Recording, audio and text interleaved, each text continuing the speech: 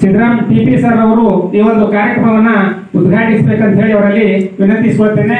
ಜ್ಯೋತಿ ಪ್ರಜ್ವಲಿಸುವುದರ ಮೂಲಕ, ಬೆಳಗಿಸುವುದರ ಮೂಲಕ ಈ ಒಂದು ಕಾರ್ಯಕ್ರಮವನ್ನ ಉದ್ಘಾಟಿಸಬೇಕಂತ ಹೇಳಿ ಮೂಲಕ ಅವರಲ್ಲಿ ವಿನಂತಿಸಿಕೊಳ್ಳುತ್ತೇನೆ.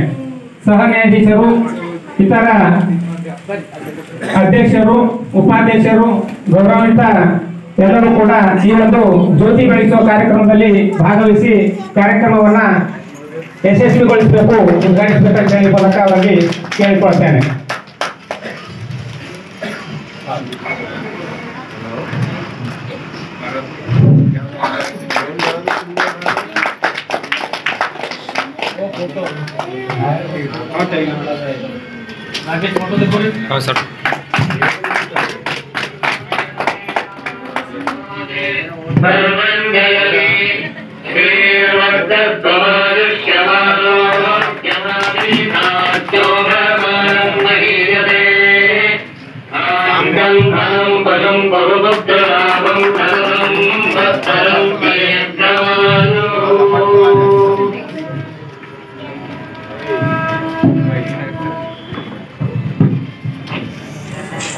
ಉದ್ಘಾಟಕರಿಗೆ ಹಾಗೂ ಗಣ್ಯಮಾನ್ಯ ವ್ಯಕ್ತಿಗಳಿಗೆ ಧನ್ಯವಾದಗಳು.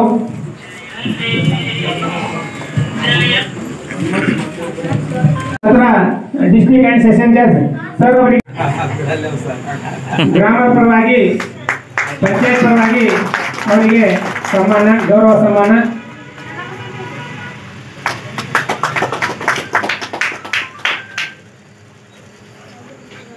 ಧನ್ಯವಾದಗಳು. ಅದೇ ರೀತಿಯಾಗಿ ಧನ್ಯವಾದಗಳು ಶ್ರೀ ರಾಜ್ಕುಮಾರ್ ಅವರಿಗೆ ಹಾಗೂ ಗೌರವವನ್ನು ಸ್ವೀಕರಿಸಿದಂತಹ ಗೌರವಾನ್ವಿತ ನ್ಯಾಯಾಧೀಶರಿಗೆ.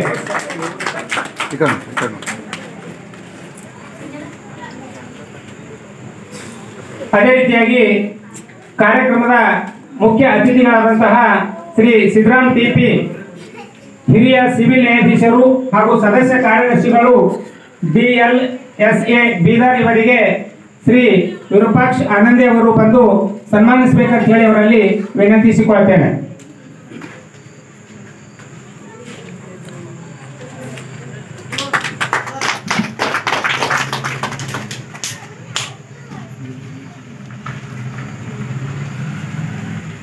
ಧನ್ಯವಾದಗಳು ಸರ್.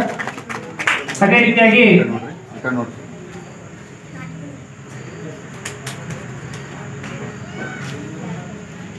ಗ್ರಾಮದ ಮೊದಲನೇ ಮಹಿಳೆ, ಗ್ರಾಮ ಪಂಚಾಯತಿಯ ಮುಖ್ಯಸ್ಥರು, ಅಧ್ಯಕ್ಷರು ಶ್ರೀ ಸತ್ಯವತಿ ರಾಜ್ಕುಮಾರ್ ಇವರಿಗೆ, ಅಧ್ಯಕ್ಷರು ಗ್ರಾಮ ಪಂಚಾಯತಿಗಾಗಿ ಇವರಿಗೆ ಸದಸ್ಯರಾದಂತಹ ಲಕ್ಷ್ಮಿ ಅವರು ಬಂದು ಸನ್ಮಾನಿಸಬೇಕಂತ ಹೇಳಿ ಅವರಲ್ಲಿ ವಿನಂತಿಸಿಕೊಳ್ತೇನೆ.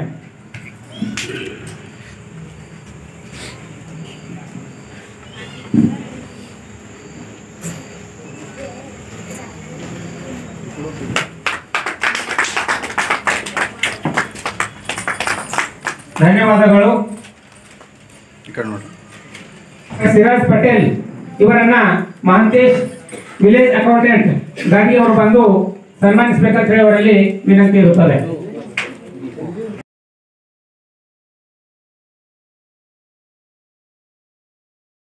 ಮಿನಾಜ್ ಹಮಿಲಾಪುರ ಅವರು ಬಂದು ಸನ್ಮಾನಿಸಬೇಕಂತ ಹೇಳಿ ಅವರಲ್ಲಿ ವಿನಂತಿಸಿಕೊಳ್ತೇನೆ.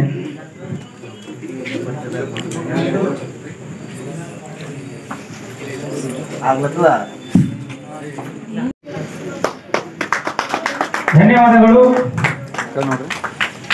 ಅದೇ ರೀತಿಯಾಗಿ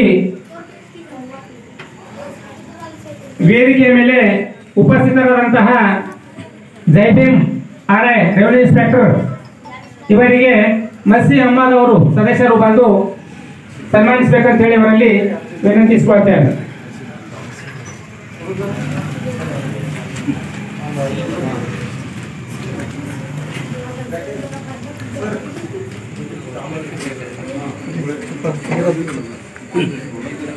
ಸನ್ಮಾನಿಸಿದ ಮತ್ತು ಸನ್ಮಾನ ಸ್ವೀಕಾರ ಉಪಸ್ಥಿತರಾದಂತಹ ಇನ್ನೂರು ಅತಿಥಿಗಳಾದಂತಹ ಶ್ರೀ ಹಫೀಜ್ ಅಡ್ವೊಕೇಟ್ ಇವರಿಗೆ ಸಿದ್ದರಾಮ್ ಗ್ರಾಮ ಪಂಚಾಯತ್ ಮಾಜಿ ಅಧ್ಯಕ್ಷರು ಬಂದು ಸನ್ಮಾನಿಸಬೇಕಂತ ಹೇಳಿ ಅವರಲ್ಲಿ ವಿನಂತಿಸಿಕೊಳ್ತೇನೆ.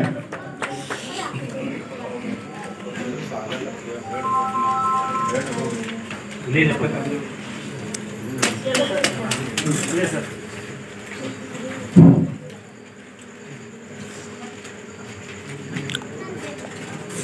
ರೀತಿಯಾಗಿ ವೇದಿಕೆಯ ಮೇಲೆ ಉಪಸ್ಥಿತರಾದಂತಹ ಇನ್ನೋರ್ವ ಅತಿಥಿಗಳು ಈ ಒಂದು ಕಾರ್ಯಕ್ರಮದಲ್ಲಿ ವಿಶೇಷವಾದಂತಹ ಒಂದು ಉಪನ್ಯಾಸವನ್ನು ನೀಡಲಿಕ್ಕೆ ಆಗಮಿಸಿದಂತಹ ಉಪನ್ಯಾಸಕರು, ಹಿರಿಯ ನ್ಯಾಯವಾದಿಗಳು ಶ್ರೀ ಅನಿಲ್ ಕುಮಾರ್ ಕರಂಜಿ, ಇದೇ ಗ್ರಾಮದವರು. ಈ ವೇದಿಕೆಯಲ್ಲಿ ಈ ಹಿಂದೆ ಅನೇಕ ಕಾರ್ಯಕ್ರಮಗಳನ್ನು ಕೂಡ ಅವರು ಕೊಟ್ಟಿದ್ದಾರೆ. ನುರಿತ ಹಿರಿಯ ತಜ್ಞರು. ಇವರಿಗೆ ಮಂಜು ಗ್ರಾಮ ಪಂಚಾಯತ್ ಸದಸ್ಯರು ಬಂದು ಸನ್ಮಾನಿಸಬೇಕಂತ ಹೇಳಿ ಅವರಲ್ಲಿ ವಿನಂತಿಸಿಕೊಳ್ತೇನೆ.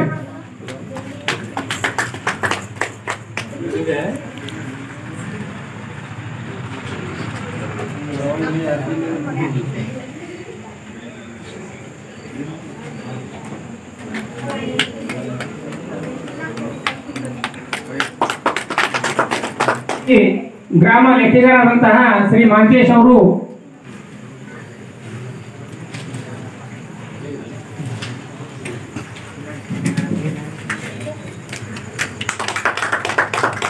ಧನ್ಯವಾದಗಳು.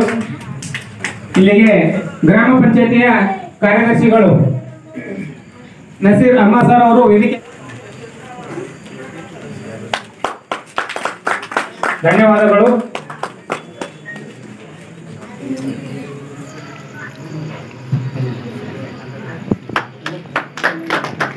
ಧನ್ಯವಾದಗಳನ್ನ ತಿಳಿಸುತ್ತಾ ಮಾಲಾರ್ಪಣೆ ಕಾರ್ಯಕ್ರಮ ಇಲ್ಲಿಗೆ ಮುಕ್ತಾಯಗೊಳಿಸಿ ಈ ತಾನೇ ಉದ್ಘಾಟನೆಗೊಂಡಿದೆ.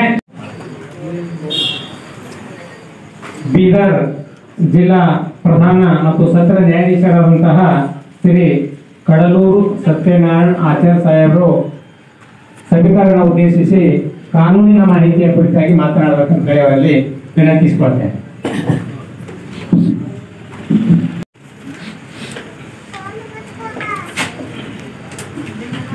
ವೇದಿಕೆ ಮೇಲೆ ಆಸನೀಯರ ಅಧ್ಯಕ್ಷ ಸ್ಥಾನವನ್ನು ಅಶೋಕ್ ಕುಮಾರ್ ಮಾಲೂರೆ ಅವರ ಪರವಾಗಿ ಅವರ ಆಪ್ಷನ್ಸ್ನಲ್ಲಿ ಸಿದ್ದರಾಮ್ TP ಅವರು ಅದನ್ನು ವಹಿಸಿದ್ದಾರೆ. ಅವರಿಗೆ ಮತ್ತು ನನ್ನ ಸಹೋದ್ಯೋಗಿ ಈಶ್ವರ್ ಮುಸಲ್ಮಾನಿಯವರು ಶ್ರೀ ಮತ್ತು ಪಂಚಾಯತ್ ಪ್ರೆಸಿಡೆಂಟ್ ಅಧ್ಯಕ್ಷರಾದ ಶ್ರೀಮತಿ ಸತ್ಯವತಿ ರಾಜ್ಕುಮಾರ್ ಅವರು ಮತ್ತು ಎಲ್ಲ ಪಂಚಾಯತ್ ಸದಸ್ಯರೇ ಮತ್ತು ಇವತ್ತಿನ ಉಪನ್ಯಾಸಕರಾದ ಶ್ರೀ ಅನಿಲ್ ಕುಮಾರ್ ಕರಂಜಿ ಅವರೇ, ಈ ಎಲ್ಲ ನಿಮ್ಗೆ ಈ ಇನ್ವಿಟೇಷನ್ ಈ ಪಾಂಪ್ಲೆಟ್ ನೀವು ಕೊಟ್ಟಿದ್ದಾರೆ. ಇದರಲ್ಲಿ ಈ ಕಾರ್ಯಕ್ರಮದಲ್ಲಿ ಭಾಗಿಯಾಗಲಿಕ್ಕೆ ನನಗೆ ವಿಚಾರ ಇರಲಿಲ್ಲ. ಇದರಲ್ಲಿ ನನ್ನ ಹೆಸರು ಕೂಡ ಇಲ್ಲ. ಆದ ಕಾರಣ ಈ ಸಭಾ ಕಾರ್ಯಕ್ರಮ ಮುಗಿದ ಮೇಲೆ ನಾನು ಇಲ್ಲಿ ಒಳಗೆ ಬರ್ಬೇಕಂತ ನಾನಲ್ಲೇ ಹೊರಗಡೆ ನಿಂತ್ಕೊಂಡಿದ್ದೆ. ನೋಡಿ, ಈ ಬೇರೆಯವ್ರದ್ದು ಜಾಗವನ್ನು ಗ್ರಹಿಸೋದು ಕೂಡ ತಪ್ಪು. ಅದಕ್ಕೆ ಯಾಕೆ ನಾನು ಬರಬೇಕಾಯ್ತು ಅಂತಂದರೆ, ನಿಮ್ಮ ಗ್ರಾಮಸ್ಥರಾದ ಈಗ ವಿಚಾರವನ್ನು ನಗರಾಭಿವೃದ್ಧಿ ಪ್ರಾಧಿಕಾರ ಕಾಯ್ದೆ ಕುರಿತು ವಿಚಾರವನ್ನು ಮಂಡಿಸಿದ ಶ್ರೀ ಅನಿಲ್ ಕುಮಾರ್ ಕರಂಜಿಯವರು ಭಾಳ ಸರ್ ನಮ್ಮ ಊರಿಗೆ ನೀವು ಬರಬೇಕು ಅಂತ ಹೇಳಿದ್ದಕ್ಕೆ ಅವ್ರ ಮಾತಿಗೆ ಬೆಲೆ ಕೊಟ್ಟು ನಾನು ಇವತ್ತು ದಿವಸ ಇಲ್ಲಿ ಬಂದಿದ್ದೀನಿ. ನಾನು ಅವ್ರ ಪಾಪ ಬಿಡೋಕ್ಕಿಂತ ಒಂದು ಸಿದ್ದರಾಮ್ ಅವರು ಹೇಳಿದ್ರು, ಸರ್ ನೀವು ಬರಬೇಕು, ಅವರೆಲ್ಲ ಅರೇಂಜ್ಮೆಂಟ್ ಮಾಡಿದ್ದಾರೆ ಅಂತ ಹೇಳಿದ್ರು. ನಾನು ಬರೋದಿಲ್ಲ ಅಂತ ಹೇಳಿದೆ. ಅವರು so by then already I was here. ನಾನು ಅಲ್ಲಿ ಹೊರಗಡೆ ನಿಂತ್ಕೊಂಡಿದ್ದೆ. ಅದು ಕಣ್ ತಪ್ಪಿ ನಮ್ಮ ಪೊಲೀಸ್ ಆಫೀಸರು ನಮ್ಮ ಗನ್ಮನ್ ಅವ್ರಿಗೆ ನೋಡಿ ಗುರುತಿಸಿದ್ರು. ಅವಾಗ ನಾವು ಅನಿವಾರ್ಯವಾಗಿ ಕಾರ್ ಹಿಂದೆ ಕೆಳಗಡೆ ಇರಬೇಕಾಯ್ತು. ಸೊ ಇವು ಕೂಡ ಎಲ್ಲ ನಾವು ಮಾಡುವಂಥ ಸಣ್ಣ ತಪ್ಪುಗಳು. ಅದಕ್ಕೆ ಸಭಿಕರಲ್ಲಿ ಮತ್ತು ಈ ಸಭಾ ಆಯೋಜಕರಲ್ಲಿ ಕ್ಷಮೆ ಕೇಳ್ತೇನೆ. ನಾನು ಆ್ಯಕ್ಚುಲಿ ನಿಮ್ಮ ಜೊತೆ ನಾನು ಕೂಡ ಆಡಿಯನ್ಸ್ ಆಗಿ ಕೊಡಬೇಕಾಗಿತ್ತು, ಆದರೆ ನನಗೆ ಇಲ್ಲಿ ಕೂಡಿಸಿ ನನಗೆ ಸನ್ಮಾನ ಮಾಡಿದ್ದೀನಿ. ಮತ್ತೊಮ್ಮೆ ನಿಮಗೆಲ್ಲರಿಗೂ ಕೃತಜ್ಞತೆಗಳನ್ನು ಸಲ್ಲಿಸ್ತೇನೆ.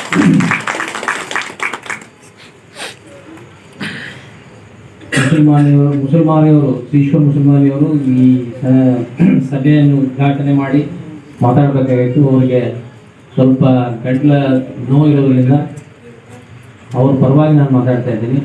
ಈಗಾಗಲೇ ನಮ್ಮ TP ಸಿದ್ದರಾಮಯ್ಯ ವಿಷಯವನ್ನು ಯಾವ ನಮ್ಮ ಸಂಸ್ಥೆಯ ಏನೆಲ್ಲ ಮಾಡ್ತದೆ, ಕೆಲಸ ಮಾಡ್ತದೆ, ಯಾರಿಗೋಸ್ಕರ ನಾವು ಈ ಸಂಸ್ಥೆಯನ್ನು ಹುಟ್ಟಾಕಿದೆ ಸರ್ಕಾರ, ಅದ್ರ ಬಗ್ಗೆ ಅತಿ ಸೂಕ್ಷ್ಮವಾಗಿ ಎಲ್ಲರಿಗೂ ತಿಳಿಯುವಂತೆ ಮಾರಾಟ ಮಾಡಿಕೊಟ್ಟಿದ್ದಾರೆ.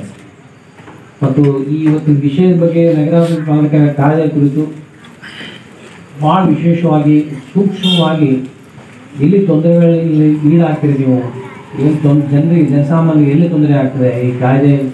ತಮ್ಮ ಹೊಲಗಳನ್ನು ಈಗ ನಾನ್ ಅಗ್ರಿಕಲ್ಚರ್ ಮಾಡಲಾರ್ದೇ ಹೊಲಗಳಲ್ಲಿ ಪ್ಲಾಟ್ಗಳನ್ನು ಹಾಕಿ, ಅಥವಾ ಪ್ಲಾಟ್ ಇಂಥ ನಗರಾಭಿವೃದ್ಧಿ ವತಿಯಿಂದ ಯಾವುದೇ ಅನುಮೋದನೆ ಪಡೆದೇ ಇರುವಂತಹ ಪ್ಲಾಟ್ಗಳನ್ನು ನೀವು ಎಲ್ಲ ಇಲ್ಲಿ ರಾಜ್ಯ ಗ್ರಾಮವನ್ನು ಬಿಟ್ಟು ನಾವು ಬೀದರ್ನಲ್ಲಿ ಮನೆ ಸೆಟ್ಲ್ ಆಗೋಣ, ಅಲ್ಲೇ ಮನೆ ಮಾಡ್ಕೋಣ ಅಂತ ಹೋಗಿ ಇಂಥ ಆಸ್ತಿಗಳನ್ನೆಲ್ಲ ಮಾರಾಟ ಮಾಡಿ ಗಂಡನಿಗೋಸ್ಕರ ಅಥವಾ ಹೆಂಡತಿಯ ಜಿದ್ದಿನಿಗೋಸ್ಕರ ಇದೆಲ್ಲ ಇದ್ದಿದ್ದು ದುಡ್ಡೆಲ್ಲ ತೊಗೊಂಡು ಬಂಗಾರವನ್ನು ಮಾರಿ ಅಲ್ಲಿ ಹೋಗಿ ಪ್ಲಾಟ್ ತೊಗೊಳ್ತೀವಿ. ಆ ಪ್ಲಾಟಿಗೆ ಏನು ಕಿಮ್ಮತ್ತಿಲ್ಲ ಅಂತ ಹೇಳಿ ಹಿರಿಯ ವಕೀಲರು ಹೇಳಿದ್ದಾರೆ. ಅದು ನಿಜಕ್ಕೂ ಸತ್ಯ. ಒಂದು ಸಣ್ಣ ನಿಮಗೆ ಉದಾಹರಣೆ ಹೇಳ್ಬೇಕಂತಂದರೆ, ಈಗ ಆ ಕಡೆ ಒಂದು ಕಾಂಪೌಂಡ್, ಈ ಪಂಚಾಯತಿದೊಂದು ಕಾಂಪೌಂಡ್ ಇದೆ, ಅದರ ಆ ಕಡೆ ಒಂದು ನಿಮಗೆ ಗೋಡೆ ಕಾಣಿಸ್ತು ಮತ್ತು ಬೇರೆಯವ್ರ ಮನೆ. ಅದು ಪಂಚಾಯತ್ದವ್ರು ಯಾವಾಗಲೂ ಇರೋದಿಲ್ಲ. ಬೆಳಗ್ಗೆ 10 ಗಂಟೆಯಿಂದ 5 ಗಂಟೆವರೆಗೆ, ಮ್ಯಾಕ್ಸಿಮಮ್ 5:30, 6 ಗಂಟೆವರೆಗೆ. ಹೇಗಿದ್ರು ಒಂದು 2 ಕಾಲಮ್ ಅವರು ಪಂಚಾಯತ್ದವ್ರು ಹಾಕಿದ್ದಾರೆ, 3 ಕಾಲಮ್ ಇವೆ. ಅದ್ರ ಹೊಂದ್ಕೊಂಡೇ ಒಂದು ಗೋಡಿ ಏರಿಸಿ ಅವರು ಗೋಡಿ ಅದು ಚಪ್ಪರು ಕೂಡ ಇದಕ್ಕೆ ಹೊಂದಿಸ್ಕೊಂಡು ಬಿಟ್ರಂತಂದರೆ ಇನ್ನೊಂದು 6 ಫೀಟ್ ಜಾಗ ನಮ್ಗೆ ಬರ್ತದೆ ಅಂತ ಹೇಳಿ ಅವ್ರು ಮಾಡಿದರೆ ಅದು ತಪ್ಪಾಗ ಕಾನೂನಿನಲ್ಲಿ ತಪ್ಪು. ಸೊ ಇಂತಹ ತಪ್ಪುಗಳನ್ನು ನಾವು ಸಾಮಾನ್ಯವಾಗಿ ನಾವು ದಿನನಿತ್ಯದಲ್ಲಿ ಈ ಸಣ್ಣ ಸಣ್ಣ ಊರುಗಳಲ್ಲಿ ನೋಡ್ತೀವಿ. ಆ ತಪ್ಪುಗಳನ್ನು ನಾವು ಮಾಡಬಾರ್ದು. ಅದಕ್ಕೆ ಆದಂತಹ ಕಾನೂನುಗಳಿವೆ. ಆ ಕಾನೂನುಗಳನ್ನು ನಾವು ತಿಳ್ಕೊಳ್ಬೇಕು. ಕಾನೂನುಗಳನ್ನು ತಿಳ್ಕೊಂಡ್ರೆ ನಮಗೂ ಒಳ್ಳೆಯದು, ನಮ್ಮ ಜೊತೆಯಲ್ಲಿರುವ ಅಕ್ಕಪಕ್ಕದವರಿಗೂ ಒಳ್ಳೆಯದಾಗ್ತದೆ. ಒಳ್ಳೆಯ ಗೌರವದಿಂದ ಮತ್ತು ಅವರ ಪ್ರೀತಿ ವಿಶ್ವಾಸದಿಂದ ನಾವು ಸಮಾಜದಲ್ಲಿ ಒಟ್ಟಿಗೆ ಬೆರೆತು ಜೀವನ ಮಾಡಲಿಕ್ಕೆ ಒಂದು ಅನುವು ಮಾಡಿಕೊಡ್ತೀವಿ. ನಾನೊಂದು ಬಿಜಾಪುರದಲ್ಲಿದ್ದಾಗ ಒಂದು ಕೇಸ್ ಆಗಿದೆ. ಏನು ಕೇಸ್ ಅಂತ ಹೇಳಬೇಕು. ಈಗ ಸಾಹೇಬರು ಹೇಳಿದರು, ರಂಜಿತ್ ಸಾಹೇಬರು, 4 ಜನ ಮಕ್ಕಳಿರ್ತಾರೆ. ಅವರು ಬೆಳೆಯುವಾಗ ಅಣ್ಣ ತಮ್ಮಂದಿರು ಅಗ್ದಿ ಪ್ರೀತಿಯಿಂದ ವಿಶ್ವಾಸದಿಂದ ಇರ್ತಾರೆ. ಒಂದೇ ತಟ್ಟೆಯಲ್ಲಿ ಊಟ ಮಾಡ್ತಿರ್ತಾರೆ. ತಾಯಿ ಎಲ್ಲರಿಗೂ ಕೈ ತುತ್ತು ಹಾಕಿ ಬೆಳೆಸಿರ್ತಾರೆ. ಯಾರಿಗೂ ಅವ್ರಿಗೇನು ಯಾವ ಥರದ್ದು ಭೇದ ಭಾವ ಮಾಡಿರೋದಿಲ್ಲ. ಆದರೆ ಬೆಳೀತಾ ಅವರು ಯಾವಾಗ ಸೊಸೆಂದ್ರ ಮನೆಗೆ ಬರ್ತಾರೆ ಅವಾಗ ಎಲ್ಲರಿಗೂ ಬದಲಾಗಿದೆ. ತಂದೆ ತಾಯಿ ಬೇಕಾಗೋದಿಲ್ಲ, ನಾವು ಒಟ್ಟಿಗೆ ಬೇರೆ ಹೇಳೋಣ ಶುರು ಆಗಬೇಕು. ಇರೋದಿಲ್ಲ ಅಂದರೆ ಸೊಸೆ ತವ್ರ ಮನೆಗೆ ಹೋಗಿ ಮತ್ತೆ ಬರೋದಿಲ್ಲ. ಕರ್ಲಿಕ್ಕೆ ಅಂತ ಹೋಗಿ ಏನೇನೋ ಮಾತಾಡ್ಬಿಡ್ತಾರೆ. ಅವರು ಏನೋ ಜೋರಲ್ಲಿ ಮಾತಾಡೋದು ಅಂತ ಕೇಳ್ಕೊಂಡು ಇವ್ರು ಬೇಜಾರು ಮಾಡ್ಕೊಂಡು ಅವ್ರು ಬೇರೆ ಬೇಡ ಕರ್ಕೊಂಡ್ಬೇಡ ಇನ್ನೊಂದು ನಾವು ನೆಂಟಸ್ಥಾನ ಮಾಡೋಣ ಅಂತೇಳಿ ತಂದೆ ತಾಯಿ ಇನ್ನೊಂದು ನೆಂಟಸ್ಥಾನಕ್ಕೆ ಹೋಗ್ತಾರೆ. ಅಲ್ಲಿ ಏನೋ ಒಂದು ತೊಂದರೆ ಆಗ್ತದೆ, ಅವರು ಒಂದು ಕಂಪ್ಲೇಂಟ್ ಹಾಕ್ತಾರೆ. ಕಂಪ್ಲೇಂಟ್ ಆ್ಯಕ್ಟ್ 498 ಎಲ್ಲ ಅವೆಲ್ಲ ಹಾಕಿಬಿಟ್ರು. ತಂದೆ ತಾಯಿಗೆ ಮತ್ತು ಗಂಡಿಗೆ ಎಲ್ಲ ಕರ್ಕೊಂಡು ಹೋಗ್ತಾರೆ. ಮತ್ತೆ ಅನಿಲ್ ಕರಂಜಿಯವ್ರ ಕಡೆ ಹೋಗ್ತಾರೆ. ಇಂಥವೆಲ್ಲ ತೊಂದರೆಗಳಿಗೆ ಆಗ್ತವೆ. ಅದ್ರ ಬದಲಾಗಿ ಮನೆಯ ವಾತಾವರಣ ನೋಡಿಕೊಂಡು ನಮಗೆ ಅಷ್ಟೊಂದು ಜಾಗ ಇಲ್ಲ, ಒಟ್ಟಿಗೆ ಸಮಾಧಾನದಿಂದ ನೀವಿಬ್ರು ಈಗ ಗಂಡ ಹೆಂಡತಿ ಲಗ್ನ ಮಾಡ್ಕೊಂಡಿದ್ರಿ, ನೀವು ಇನ್ನೊಂದು ಬೇರೆ ಮನೆ ಮಾಡ್ಕೊಂಡಿರ್ರಿ, ಸಂತೋಷದಿಂದ ಇರ್ರಿ, ಅವಾಗ ಬಂದು ಹೋಗ್ರಿ ಅಂತ ಹಿರಿಯರೇ ಹೇಳಿಬಿಟ್ರೆ ಅದಕ್ಕೆ ತೊಂದರೆ ಇರೋದಿಲ್ಲ. ಆ ತೊಂದರೆಯನ್ನು ಹೆಚ್ಚಿಗಾಗಿ ಮಾಡ್ಕೊಳ್ತು ಹೋದರೆ ಮನೆಗಳೇ ಹಾಳಾಗ್ತವೆ. ಹಾಳಾಗಿದ್ದರೆ ನೀವು ಬಹುಶಃ ನೀವು ನೋಡಿರ್ತೀರಿ, ಅಥವಾ ಕಥೆಗಳನ್ನ ಕೇಳ್ತೀರಿ, ಅಥವಾ ಸಿನಿಮಾದಲ್ಲಿ ನೋಡಿದ್ದು ಕೂಡ ಕೇಳ್ತೀರಿ. ಸಿನಿಮಾದಲ್ಲಿ ಭಾಳ ವಿಪರೀತ ತೋರಿಸ್ತಾರೆ. ಅವ್ರು 3 ಹೆಣ್ಣಲ್ಲಿ ಮಾಡ್ಕೊಂಡು ತೋರಿಸ್ತಾರೆ. ಸೀರಿಯಲ್ ಕೂಡ ತೋರಿಸ್ತಾರೆ. ಮನೆ ಮೊದಲು 3 ಬಾಗಿಲು, ಇನ್ನು ಯಾವುದು ಸಿಗಲಿ ಅಂತ ಎಲ್ಲ ಮನೆ ಒಂದು 3 ಬಾಗಿಲು ಇಂಥವೆಲ್ಲ ಸೀರಿಯಲ್ ತೋರಿಸಿ ಮನೆ ಹಾಳು ಮಾಡೋ ಕೆಲಸಗಳೇ ಮಾಡ್ತಿರ್ತಾರೆ. ಆ ಥರಕ್ಕೆ ನಾವು ಆಸ್ಪದ ಕೊಡಬಾರ್ದು. ಸಣ್ಣ ಸಣ್ಣ ವಿಷಯ, ಒಂದು ಕೇಸ್ ನಾನು ಹೇಳ್ತೇನೆ ಅಂತ ಹೇಳಿದೆ. ಆ ಕೇಸ್ ಯಾವ ಥರ ಆಗಿತ್ತು ಅಂತಂದರೆ, ಇದೇ ಅಂಟ ಮುಂದೆ ಜಗಳ ಆಡಿ ಇದ್ದ ಮನೆಯೊಳಗೆ ಏನಂದರೆ ಆ ಕಡೆ ಒಬ್ರು ಈ ಕಡೆ ಒಬ್ರು ಸರಿ ಮಾಡ್ಕೊಂಡು ಕಾಂಪೌಂಡು, ಒಂದು ಮನುಷ್ಯನ ಎತ್ತರಷ್ಟು ಕಾಂಪೌಂಡು. ಇವ್ರ ಮನೆ ಕುರಿ ಸಾಕಿದ್ರು, ತಮ್ಮನ ಮನೆಯೊಳಗೆ ಕುರಿ ಸಾಕಿದ್ರು. ಅಣ್ಣನ ಮನೆಯೊಳಗೆ ಯಾವ ಕುರಿಗಳಿರಲಿಲ್ಲ. ಅವ್ರ ಮನೆಯೊಳಗೆ ಎಲ್ಲ ಹುಲ್ಲುಗಿಲ್ಲೆಲ್ಲ ತಂದು ಹಾಕಿದ್ದಿತ್ತು, ಗಾರ್ಡನ್ ಹೌದು ತೋಟದ್ದು. ಕುರಿ ಹೋಗೇನಂದ್ರೆ ಅವ್ರ ಮನೆಯೊಳಗಿಂದ ಅದು ಹುಲ್ಲು ತಿಂತಿತ್ತು. ಆ ಅಣ್ಣನ ಹೆಂಡತಿ ಏನು ಮಾಡಿದ, ಕುರಿಗೆ ಹೊಡೆದು ಹೆಂಗೆ ಹೊಡೆದಂತ ಸತ್ತು ಬಿಟ್ಟು, ನಮ್ಮ ಕುರಿಗೆ ಹೊಡೆದೆ ಅಂತ ಸತ್ತು ಬಿತ್ತು ಅಂತ ಹೇಳಿ ಈ ತಮ್ಮನ ಹೆಂಡತಿ ಜಗಳ ಶುರು. ಅವ್ರು ಹೆಣ್ಮಕ್ಳು ಜಗಳ ಶುರು. ಹೆಣ್ಮಕ್ಳು ಜಗಳ ಅಂದ್ರೆ ಎಷ್ಟು ಸೀರಿಯಸ್ ಇರ್ತಾರೆ ನಿಮ್ಗೆ ಗೊತ್ತು. ಒಂದು ಮಾತು ಅವ್ರಿಗೆ ಆಡಿದ್ದೇ ಒಂದು ತಪ್ಪು, ಅದು ಒಂದು 100 ಸಲ ಅದನ್ನೇ ಒಂದೇ ದಿವಸ ಅಲ್ಲ, ಮತ್ತೆ ತಿರುಗಿದಿರಿ 10 ವರ್ಷ ಆದ್ಮೇಲೆ ಕೇಳಿದ್ರೆ ಮತ್ತೆ ಅದು ಅವತ್ತಿನ ದಿವಸ ನೀವು ಅಂದಿದ್ದೀರಿ ಅಂತ ಹೇಳಿ ಮತ್ತೆ ಶುರು ಮಾಡ್ತಾರೆ. ಅದೇ ಆ ಕುರಿ ಹೊಡೆದ ದೇವರದಿಂದ ಅವರಿಬ್ರು ಜಗಳ ಆಡಿ ಅವರಿಬ್ರು ಅಣ್ಣ ತಮ್ಮಂದು ಜಗಳ ಶುರು ಮಾಡಿದ್ರು. ಜಗಳ ಶುರು ಮಾಡಿ ಆ ಕುರಿಗೆ ಹೋದಿದ್ದು ಕುರಿ ಸತ್ತೋಯ್ತು. ಅಲ್ಲಿ ಇವ್ರು ಅಣ್ಣ ತಮ್ಮ ಜಗಳ ಶುರು ಮಾಡಿದ್ರು. ಕುಡುಗಳಿಂದ ಅಣ್ಣಗೆ ಇವ್ರು ತಮ್ಮ ಹೊಡೆದ, ಅವನು ಸತ್ತಿದ್ದ. ಮರ್ಡರ್ ಕೇಸ್ನಲ್ಲಿ ಇಬ್ರು ಗಂಡ ಹೆಂಡತಿ ಏನಂದ್ರೆ ಇಬ್ರು ಹೊರಗಡೆ. ಸುಮ್ಮನೆ ಕೇಳ್ರಿ, ಕತೆ ಕೇಳ್ರಿ. ಎಲ್ಲ ಪುರಾಣ ಕೇಳಿ ಹೋದ್ಮೇಲೆ ಪಾಪ ಹುಡುಗರಿಗೆ ಗೊತ್ತೇ ಇಲ್ಲ. ಸೀರಿಯಲ್ ನೋಡೋದೇ ಒಂದೇ ಕಡೆ ನೋಡ್ಕೊಂಡು ಭಾಷಣೆ ಇಲ್ಲ, ಸಂಭಾಷಣೆ ಇಲ್ಲ. ಪುರಾಣ ಗಿರಾಣ ಎಲ್ಲ ಹಚ್ತಿರ ಇಲ್ಲ ನೋಡಲ್ಲ, ಬಂದಾಗಿದೆ. ಪುರಾಣ ಪ್ರವಚನ ಏನು ಗುಡಿಗಳೆಲ್ಲ ಬಂದ್ ಮಾಡಿದ್ರೆ ಶ್ರಾವಣದಾಗ ಅಷ್ಟೇ ನಡೀತದೆ. ಅಲ್ಲಿ ಶ್ರಾವಣ ಅಷ್ಟೇ ಎಲ್ಲ ಸರಿ ಕೆಲಸ ಮಾಡೋದು. ಉಳುಕಿ 9 ತಿಂಗಳ ಮಾಡೋದು. ಅದಕ್ಕೆ ಪಾಪ ಹುಡುಗರಿಗೆ ಗೊತ್ತಿಲ್ಲ. ನೀವು ತಾಯಿ ಅಂದ್ರು ನೀವು ಅವ್ರಿಗೆ ಕರ್ಕೊಂಡು ಹೋಗೋದಿಲ್ಲ. ಒಳ್ಳೆ ಸಿನಿಮಾ ಬರೀ ಸಿನಿಮಾ ನೋಡ್ರಿ, ಸುಮ್ ಕೊಡೋದಂತ ಸೀರಿಯಲ್ ತೋರಿಸೋದು, ಸುಮ್ ಕೂತ್ಕೊಳ್ಳೋದು, ಆ ಥರ ಮಾಡ್ತೀವಿ. ಈ ಕಥೆಗಳು ಕೇಳಬೇಕು ಏನಾಯ್ತು ಅಂತ ಹೇಳಿ. ಮರ್ಡರ್ ಕೇಸು 5 ವರ್ಷದಿಂದ ಅವ್ರಿಗೆ ಬೇಲ್ ಸಿಕ್ಕಿದ್ರೆ ಒಳಗಡೆ ಇತ್ತು. ಸೊ ನಾವು ನ್ಯಾಯಾಧೀಶರಾದ್ರು ನಾವೇನು ಮಾಡಬೇಕು? ಏನು ಮೂಲ ಕಾರಣ ಏನು? ಕುರಿಗೆ ಏನು ತಿಳ್ತದೆ, ಅಣ್ಣಂದದ ಇದು ತಮ್ಮಂದದ ಅಂತ ಹೇಳಿ ಅದು ಹಸಿ ಹುಲ್ಲು ಹಸಿ ಮೇವು ಎಲ್ಲಿ ನೋಡ್ತದೆ ಅದು ತಿಂತದೆ. ಕುರಿ ತಿನ್ನಲಾರ್ದದ್ದು ಯಾವುದು ಇದನ್ನೇ ಇಲ್ಲ, ಯಾವುದು ತಪ್ಪಲು ಇಲ್ಲ. ಒಂದು ಕುರಿ ಜಗಳದಿಂದ 2 ಮನೆಗಳಾದ್ರು. ಒಂದು ಜೀವ ಅವ್ನು ಕುರಿಯಂತೆ ಹೋಗೇಬಿಟ್ಟು ಸುಮ್ಮನೆ ಕಡು ತಿಂದ್ರೆ ಎಲ್ಲರೂ ಇಬ್ರು ಸರಿಪಾಲ ಮಾಡ್ಕೊಂತಿದ್ರೆ ಮುಗ್ರಾಂತಿ ಭಾಳ ಚೆನ್ನಾಗಿತ್ತು.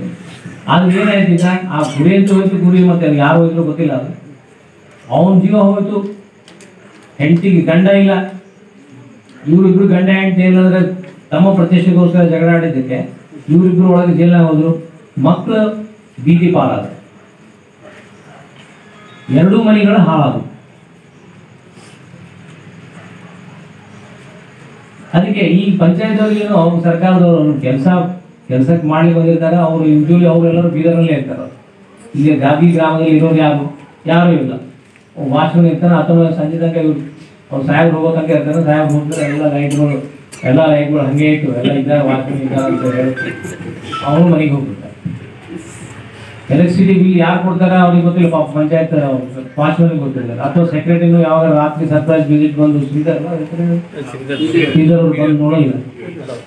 ಬಿಲ್ ಕೊಡೋದು, ಬಿಲ್ ಎಲ್ಲಿಂದ ಬರ್ತದೆ? ಸೆಕ್ರೆಟರಿ ಎಲ್ಲಿಂದ ಬರ್ತದೆ? ನೀವು ಕೊಡುವಂಥ ಟ್ಯಾಕ್ಸ್, ಆ ಟ್ಯಾಕ್ಸ್ನಿಂದ ಎಲ್ಲ ಬಿಲ್ ಹೋಗುದು. ಅದ್ರ ಬಗ್ಗೆ ಯಾರಿಗೆ ಕಾಳಜಿ ಹಾಕಿರ್ತಾರೆ. ಇಷ್ಟೇ ಜಾಗ ಅಂತ ಬಾಜು ಮನೆಯವರೆಲ್ಲ ಅಂತಾರೆ, ಭಾಳ ಮಳೆ ಬಂತು ಸೋಲಿಕತ್ತಂದ್ರೆ ಇಲ್ಲ ಸ್ವಲ್ಪ ದಿವಸ ತಾವೇ ಬಂದು ನೋಡ್ಕೋತಾರೆ. ಚಿಕ್ಕಾಡುಗಳು ಏನಂತಿದ್ರು ಮನುಷ್ಯರು ಚಿಕ್ಕುಡು ಇಲ್ಲಿ ಭಾಳ ಕಡಿತಾವ ಅಂತಂದ್ರೆ ನೀವು ಮನೆ ಹೋಗಿ ಮಾಡ್ಕೋತೀವಿ, ನೀವು ದನಗಳ ತಂದು ಕಟ್ತೀವಿ. ಪಂಚಾಯತ್ ನಡೀತದೆ ಏನದು, ಯಾರು ಇರ್ತಾರೆ ಮುಂಜಾನೆ ಕರ್ಕೊಂಡು ಹೋದ್ರೆ ಅವ್ರು ಬರೋದ್ರೆ ನಾವು ಖಾಲಿ ಮಾಡ್ಕೊಂಡು ಹೋದ್ರೆ. ಇದು ಸಹಜವಾಗಿ ನಡೆಯುವಂಥ ಕ್ರಿಯೆ. ಇದು ಸರಿನೋ ತಪ್ಪು ಅನ್ನೋದ್ರ ಬಗ್ಗೆ ನಮ್ಮಲ್ಲಿ ವಿವೇಚನೆ ಬೇಕು.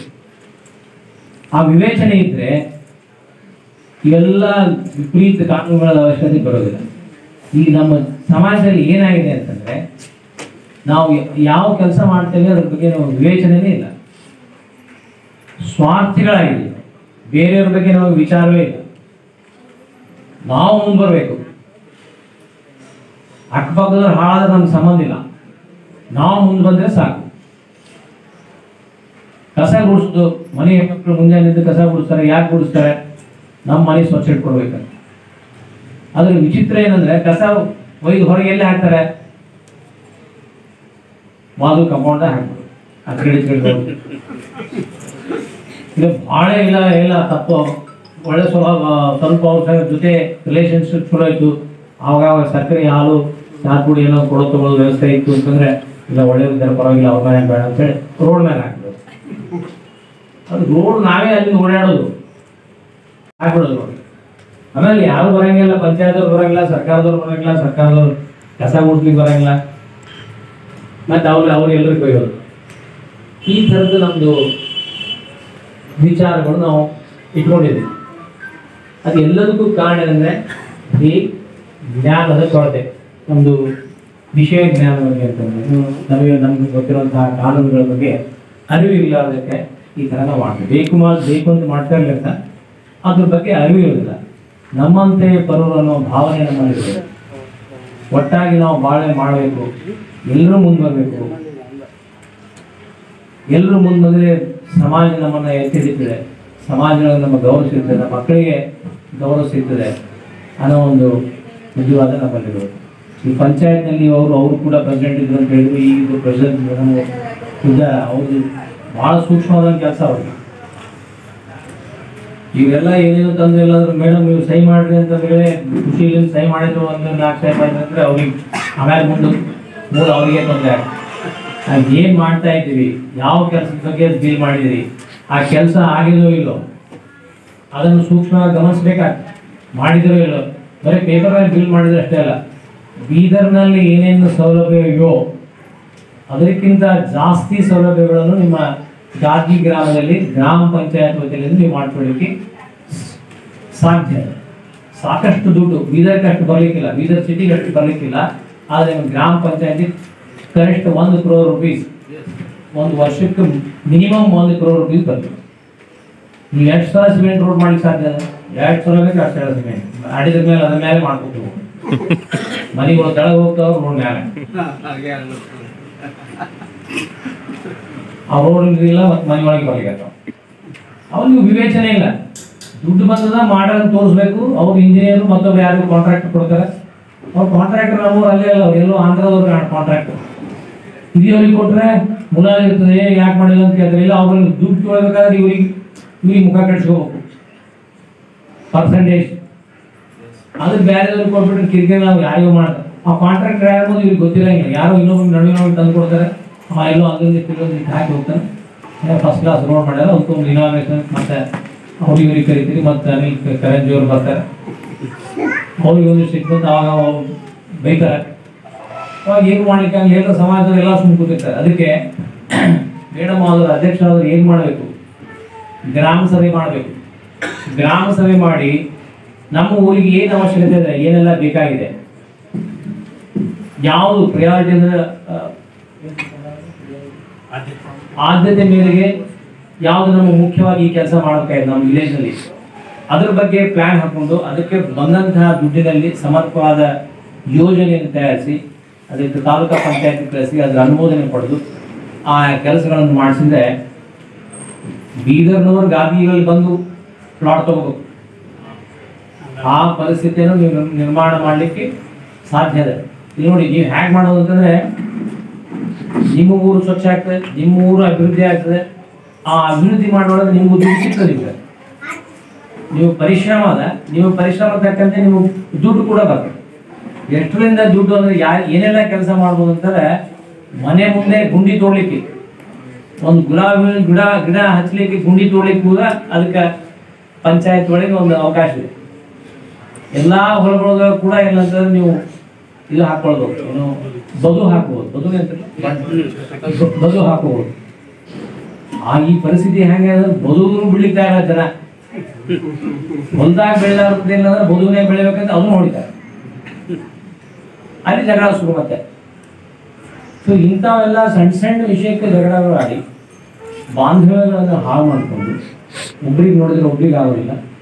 ಅವ್ರು ಬಾಂಧವ್ಯ ಹಾಳಾಗುತ್ತೆ. ಪಾಪ ಸಣ್ಣ ಮಕ್ಕಳು ಅವ್ರಿಗೇನು ಗೊತ್ತಿಲ್ಲ ನಿಮ್ಮ ಬಾಂಧವ್ಯ ಹಾಳಾಗುತ್ತೆ ಅಂತ ಹೇಳಿ ಅವು ಆಟ ಆಡ್ತಿರ್ತಾವೆ. ದಿನ ಮುಂಜಾನೆಯಿಂದ ಅವ್ರಿಬ್ರು ಕೂಡ ಆಟ ಆಡ್ತಿರ್ತಾರೆ. ಮಕ್ಕಳಿಗೆ ಗೊತ್ತಿರೋದಿಲ್ಲ. ಮಕ್ಕಳ ಮನಸ್ಸಾಗಿ ಮೃದುವಾದ ಮನಸ್ಸು, ಒಳ್ಳೆಯ ಮನಸ್ಸು, ಸಂತೋಷದಿಂದ ಆಟ ಆಡ್ತಿರ್ತಾರೆ. ನೀವು ಅವರಿಗೆ ಯಾವ ಸಂಘದಾಗ ಆಟ ಆಡ್ತಾರೆ ಬರ್ತಾರೆ ಹಿಡ್ಕೊಂಡು ಬಂದು ಅವ್ರಿಗೆ ಬಿಡೋದು. ನೀವು ಅವ್ರಿಗೆ ಬಿಡೋದ್ರಿಂದ ಅವ್ರ ಮಕ್ಕಳಿಗೆ ತಗೊಂಡು ಅವ್ರು ಬಿಡೋದು. ಮುಂದೆ ಅಲ್ಲಿ ಏನಾಗ್ತದೆ, ಮುಂದೆ ಮಕ್ಕಳ ನಡುವೆ ದೇಶ ಪ್ರಾರಂಭ ಆಗ್ತದೆ. ದ್ವೇಷ ಪ್ರಾರಂಭ ಆಗದೆ ಅಷ್ಟಕ್ಕೆ ಉಳಿತು ಒಳ್ಳೆಯದೇ. ಅವ್ರವ್ರು ನಿಮ್ಮ ಮನೆಯಾಗ ಇರ್ತೀವಿ. ದ್ವೇಷ ಆಗಿಲ್ಲ, ಅಲ್ಲಿ ಫ್ರೆಂಡ್ಶಿಪ್ ಇತ್ತು ಅಂತಂದ್ರೆ ಆ ಫ್ರೆಂಡ್ಶಿಪ್ ಮುಂದೆ ಲವ್ ಅಫೇರ್ನಲ್ಲಿ ಟರ್ನ್ ಆಗ್ತದೆ. ನೀವು ತಂದೆ ತಾಯಿ ಜಗಳ ಆಡ್ಕೊತೀವಿ, ಅವರಿಬ್ಬರು ಎಲ್ಲ ಓಡಿ ಹೋಗ್ತಾರೆ. ಮತ್ತು ಆಮೇಲೆ ಅಲ್ಲಿ ಜಗಳ ಶುರು. ನಮ್ಮ ಮಗಳಿಗೆ ಓಡಿಸ್ಕೊಂಡು ಹೋದ್ರು, ಕರ್ಕೊಂಡು ಹೋದ್ರು, ಸಣ್ಣ ಮಗಳಿಗೆ ಕರ್ಕೊಂಡು ಹೋದ್ರು ಅಂತ ಅಲ್ಲಿ ಮತ್ತೆ ಪೋಕ್ಸೋ ಕಾಯ್ದೆ ಬರ್ತದೆ. ಇಷ್ಟೆಲ್ಲ ತೊಂದರೆಗಳಿಗೆ ಈಡಾಗಬಹುದಾಗಿದೆ. ಒಂದು ಕ್ಷಣ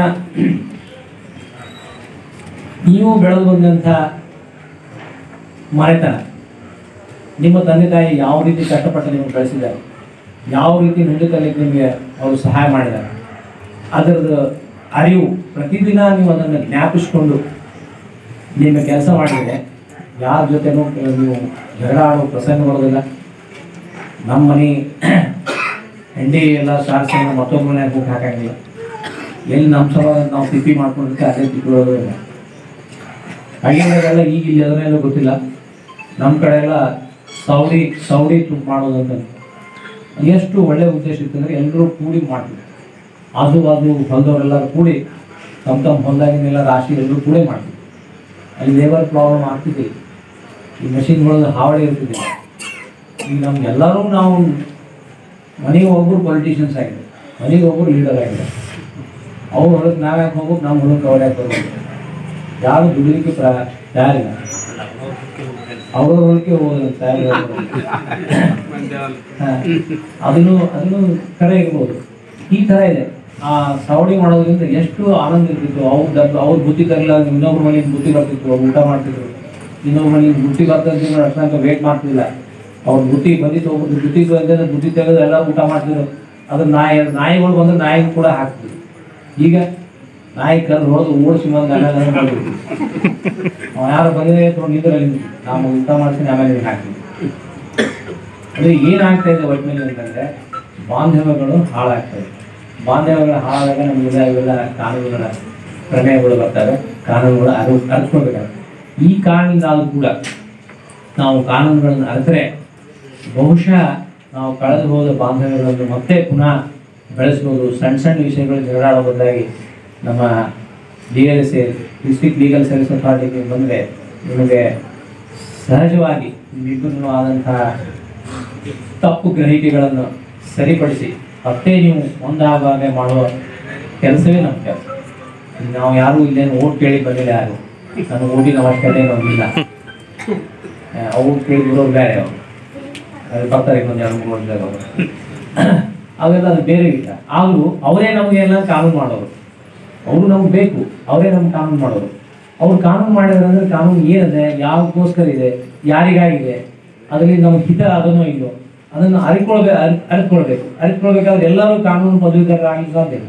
ಎಲ್ಲರೂ ಕಾನೂನು ಕಾಲೇಜ್ ಹೋಗ್ಲಿಕ್ಕೆ ಸಾಧ್ಯ ಇಲ್ಲ. ಆ ನಿಟ್ಟಿನಲ್ಲಿ ನಮಗೆ ನ್ಯಾಯಾಧೀಶರಿಗೆ, ನ್ಯಾಯಾಂಗ ಇಲಾಖೆಗೆ ಈ ಕೆಲಸವನ್ನು ಒದಗಿಸಿಕೊಟ್ಟಿದ್ದಾರೆ. ಅದರ ನಿಮಿತ್ತ ನಾವು ಇವತ್ತಿನ ದಿವಸ ನಿಮ್ಮಲ್ಲಿ ಬಂದು ಕೆಲವೊಂದು ವಿಷಯಗಳ ಬಗ್ಗೆ ನಾವು ನಿಮ್ಮ ಕಾನೂನು ಬಗ್ಗೆ ಹೇಳಿದ್ದೀವಿ. ಇದರೊಂದು ಕಥೆ ರೂಪದಲ್ಲಿ ನಾನು ಹೇಳಿಕ್ಕೆ ಪ್ರಯತ್ನ ಮಾಡಿದ್ದೀನಿ. ಅವ್ರ ಸೆಕ್ಷನ್ ಅವೆಲ್ಲ ಹಾಕಿದ್ದೀವಿ. ಇಷ್ಟೇ ನಾನು ಹೇಳೋದೇನಂತಂದರೆ, ನಮ್ಮಂತೆ ಬರೋರು ಅನ್ನೋ ಒಂದು ಭಾವನೆಯನ್ನು ನಾವು ದಿನನಿತ್ಯದ ನಾವು ಕೆಲಸ ಮಾಡಿದರೆ ಯಾವ ಕಾನೂನು ಅವಶ್ಯಕತೆ ಬೀಳುವುದಿಲ್ಲ. ನೀವು ತೊಂದರೆಗಳು ಇಡೋದಿಲ್ಲ, ನಿಮ್ಮಿಂದ ಬೇರೆದವರು ತೊಂದರೆ ಆಗಿದೆ. ಅವರವರ ಹಕ್ಕುಗಳನ್ನು ಕಾಪಾಡಬೇಕು. ಮತ್ತು ನಮ್ಮ ಕರ್ತವ್ಯಗಳ ಬಗ್ಗೆ ನಾವು ಗೊತ್ತಿರಬೇಕು. ಮನೆಗೆ ಸೊಸೆಗೆ ಬಂದಾಳೆ ಅಂತಂದರೆ ಆಕೆ ಮನೆಗೆ ಕೆಲಸ ಮಾಡಕ್ಕೆ ಬಂದು ಕೆಲಸಕ್ಕೆ ಅಂತ ಟ್ರೀಟ್ ಮಾಡಬಾರ್ದು. ಮನೆ ಲಕ್ಷ್ಮಿ, ಮನೆಗೆ ಸೊಸೆ ಬಂದಾದ್ರೆ ಮನೆ ಲಕ್ಷ್ಮಿ. ಆಕೆ ಸರಿಯಾಗಿ ನೋಡ್ಕೊಂಡ್ರೆ ನಿಮ್ಮ ಜೀವನ ಪರ್ಯಂತ, ನಿಮ್ಮ ಮುಂದಿನ ಜೀವನ ಪರ್ಯಂತ ನೀವು ಸರಿಯಾಗಿ ನೋಡಿ. ನೀವು ಆಕೆ ಬಂದಾಗ ನೀವು ಸರಿಯಾಗಿ ನೋಡ್ಕೊಳ್ಳಲ್ಲ, ಬಡಿ ಮಾಡಿದ್ರಿ ಅಂದರೆ ಆಕೆಗೆ ನೀವು ದ್ವೇಷ ಭಾವನೆ ಮಾಡ್ತೀನಿ. ಒಂದು ದಿವಸ 8 ದಿವಸ ಮಾಡ್ತೀರಿ ಮಾಡಿ ಏನೋ ಕಾರಣ ಅಂತ ಮನೆಯಾಗ ಆರಾಮಿಲ್ಲ ಬಿದ್ದಿರ್ತೀರಿ. ಅವಾಗ ಶುರು ಮಾಡ್ತಾರೆ ಅವಾಗ ಅಷ್ಟು ಓದಕ್ಕಿಲ್ಲ ಕೂಡು, ಇನ್ನೂ ಆಗಿಲ್ಲ, ಒಂದು ಕೆಲಸ ಆಗಿಲ್ಲ, ನಾ ಯಾವಾಗ ಮಾಡ್ಕೊಡ್ತೀನಿ ಅವಾಗೇ ತಿನ್ಬೇಕು, ಇವೆಲ್ಲ ಶುರು ಆಗ್ತವೆ. ಅಲ್ಲಿ ಮಗನ ತಲೆನೂ ಕೆಡಿಸ್ತಾಳೆ. ಎಲ್ಲರೂ ಮಾಡ್ತಾರೆ ಅಂತ ನಾನು ಹೇಳೋದಿಲ್ಲ, ಹೇಗೆ ಶುರು ಆಗ್ತಂತ ಅಷ್ಟೇ ಹೇಳ್ತೀನಿ. ಅದನ್ನು ಯಾವ ಥರ ನೀವು ಅವಾಯ್ಡ್ ಮಾಡ್ಬೋದು, ಅದನ್ನು ಅವಾಯ್ಡ್ ಮಾಡಿದರೆ ನೀವು ಯಾರಿಗೂ ತೊಂದರೆ ಆಗುತ್ತೆ. ಮನೆಯಾಗ ಗಂಡಸರು ಯಜಮಾನ್ರು ಇರ್ತಾರೆ, ಅವ್ರಿಗೆ ಯಾವ ಥರ ಸಂಸಾರ ನಡೆಸ್ಬೇಕಂದ್ರೆ ಅವ್ರಿಗೆ ಗೊತ್ತಿರ್ತದೆ. ಸಾಲ ಸೂಲ ಮಾಡ್ಕೊಂಡು ಎಲ್ಲೋ ತಂದು ಮನೆಯಾಗಿನವ್ರಿಗೆ ತೊಂದರೆ ಆಗಬಾರ್ದು ಅಂತ ಏನೋ ಎಲ್ಲೋ ಹೋಗಿ ತಂದಿರ್ತಾರೆ. ಆದರೂ ಮನೆಯಾಗಿನ ಹೆಣ್ಮಕ್ಳು ಕೇಳಬೇಕು, ಇಷ್ಟೆಲ್ಲ ಸಾಮಾನು ತಂದಿರಿ, ಸಂತಿ ಮಾಡಿಕೊಂಡು ಎಲ್ಲಿಂದ ತಂದು, ದುಡ್ಡು ಎಲ್ಲಿಂದ ಬಂದು, ನಿಮ್ಗೆ ಉತ್ಪನ್ನ ಇರೋದೇ ಇಷ್ಟು, ಉತ್ಪನ್ನಕ್ಕಿಂತ ಜಾಸ್ತಿ ನೀವು ತಂದಿದ್ದೀರಿ, ಎಲ್ಲಿಂದ ಬಂತು ಒಂದು ಸ್ವಲ್ಪ ಕೇಳ್ಬೋದಿದ್ರೆ ಅವರು ಸರಿದಾಗಿರ್ತಾರೆ. ನಿಮ್ಗೆ ಗೊತ್ತಿಲ್ಲಾರ್ದೇ ಒಂದು ಅರ್ಧ ಎಕರೆ ಮಾರಾಟ ಮಾಡಿ ಅಲ್ಲಿ ಸುಮ್ಮನೆ ನಿಮ್ಗೆ ಸಾಮಾನು ತಂದಿದ್ರು ಸುಮ್ಮನೆ ಗೊತ್ತಾಗ ಆರಾಮಿದ್ರೆ ನೀವು ಅಡಿಗೆ ಮಾಡ್ಕೊತ ನಿಮ್ಗೇನು ಪ್ರಾಬ್ಲಮ್ ಇರಂಗಿಲ್ಲ ಅಂತ ಹೇಳೋರಷ್ಟು ಮತ್ತು ಹೊರಗಿನ ವ್ಯವಹಾರಗಳು ಬಿಟ್ಬಿಟ್ರಂದ್ರೆ ಅದಕ್ಕೆ ಆಗ್ತಾ. ಈ ಪಂಚಾಯತ್ ಊರೆಲ್ಲ ಆ್ಯಕ್ಚುಲಿ ಪಂಚಾಯತ್ ಊರು ಹೊರಗಲ್ಲ, ಊರು ಒಳಗೆ ಇರಬೇಕಾಗಿತ್ತು, ಜಾಗ ಇರೋದಕ್ಕೆ ಪಂಚಾಯತ್ ಹೊರಗೆ ಮಾಡ್ಯಾರ. ಇದಕ್ಕಿಂತ ಮೊದಲು ಇನ್ನೊಂದು ಇರ್ತದೆ